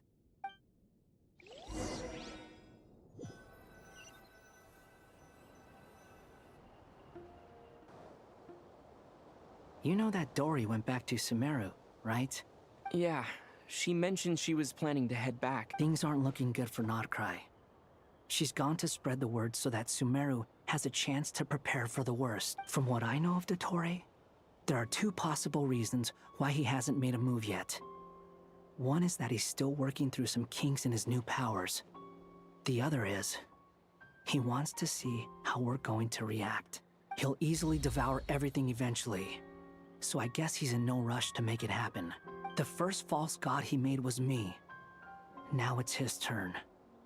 Even though my records were erased from Irminsul, Dottore's ideas haven't changed one bit. He once told me that becoming a god was like turning yourself into a hungry wolf or giant serpent to devour the moon. Clearly, he began studying the moon goddess's powers long before he even tried making a god. He's always wanted to get his greedy hands on divine authority one way or another. And in the end, he devoured the moon where I failed. In the desert of Sumeru, there is a chessboard built by King Deshret, also known as Al-Ahmar. I don't know if it was a real game, or if he was just trying to challenge his servants and citizens in some way, but creating games and setting rules. Gods do that as a matter of course. That's the kind of power Dottore craves. Now he has the Trilunar Authority. His power is leagues beyond the common people. I don't think there's any point in other nations rushing to the front line. They're better off focusing on defense and hoping they can fend off any threats that spill out from Krai. Either way, Dory will inform Lesser Lord Kusanali, and she will contact the other gods in turn. The Seven will have some recourse available. If nothing else, their protection should keep the rest of the world from descending into chaos as quickly as Krai has. So on the bright side, even if Krai is doomed, your friends in other nations won't be in any immediate peril. That's good to know. But I'm not ready to give up on Krai yet. There's a word for people who refuse to let anything go. It's called being greedy. Maybe it sounds greedy to you, and probably naive too. But whatever you call it, that's what gives me the determination to keep fighting. Battles are fleeting, but the will to fight is a long-term commitment. Give up for even a moment, and your resolve will shatter. Why do you always feel the need to do the right thing? No one is born to be a savior. I mean, who's gonna criticize you if you fail or give up? Don't take this the wrong way, but Dottore said something similar to me. I guess the Fatui attracts people who don't believe in saviors. Not necessarily. It's less about belief for me. I just want to know how determined you really are. After all, I don't owe anything to anyone else here. Only you. You look kinda worried. If your arch-nemesis was about to achieve their ultimate goal, I think you might feel a little worried too. That's true. Dottore is about to become an omniscient, omnipotent deity. That's gotta be a bitter pill to swallow. Still, you're calmer than I expected. Obviously. I have to admit that my past self was a reckless fool who misunderstood not only the point of revenge, but how to achieve it. And as much as I want my vengeance, I know I'm not gonna get it by acting alone. If the world's taught me anything, it's to think before I act. Too bad it never taught me any other virtues, though. So, I am going to destroy Dottore, no matter what it takes. So, what's your plan? I'll get to that. First, tell me, what do you think of Sandrone? Just like Paimon said, she's a friend, part of the gang. How much do you trust her? This is a serious question. Think carefully before you answer. Although she's with the Fatui, she has her own values, and she's helped us a lot. If nothing else, she's clearly going the extra mile for Columbina. I see no— If you say so. In that case, the three of us need to talk. I have some thoughts about her computing problem. It can be solved, but it will come with a cost. How much? If I can afford it, I'll cover it. Sometimes your heroism really backs me into a corner. You know that? Come on, let's go talk to her.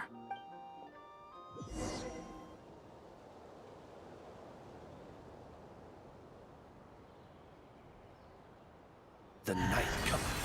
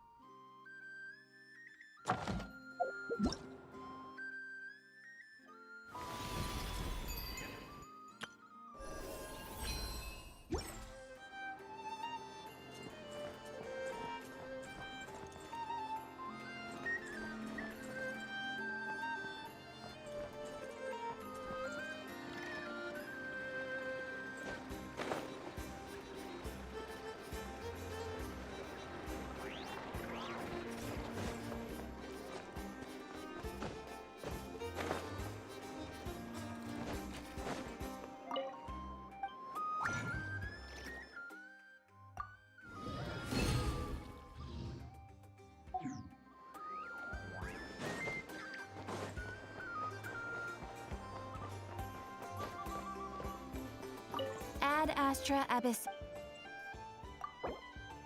Thank you for... Ad Astra...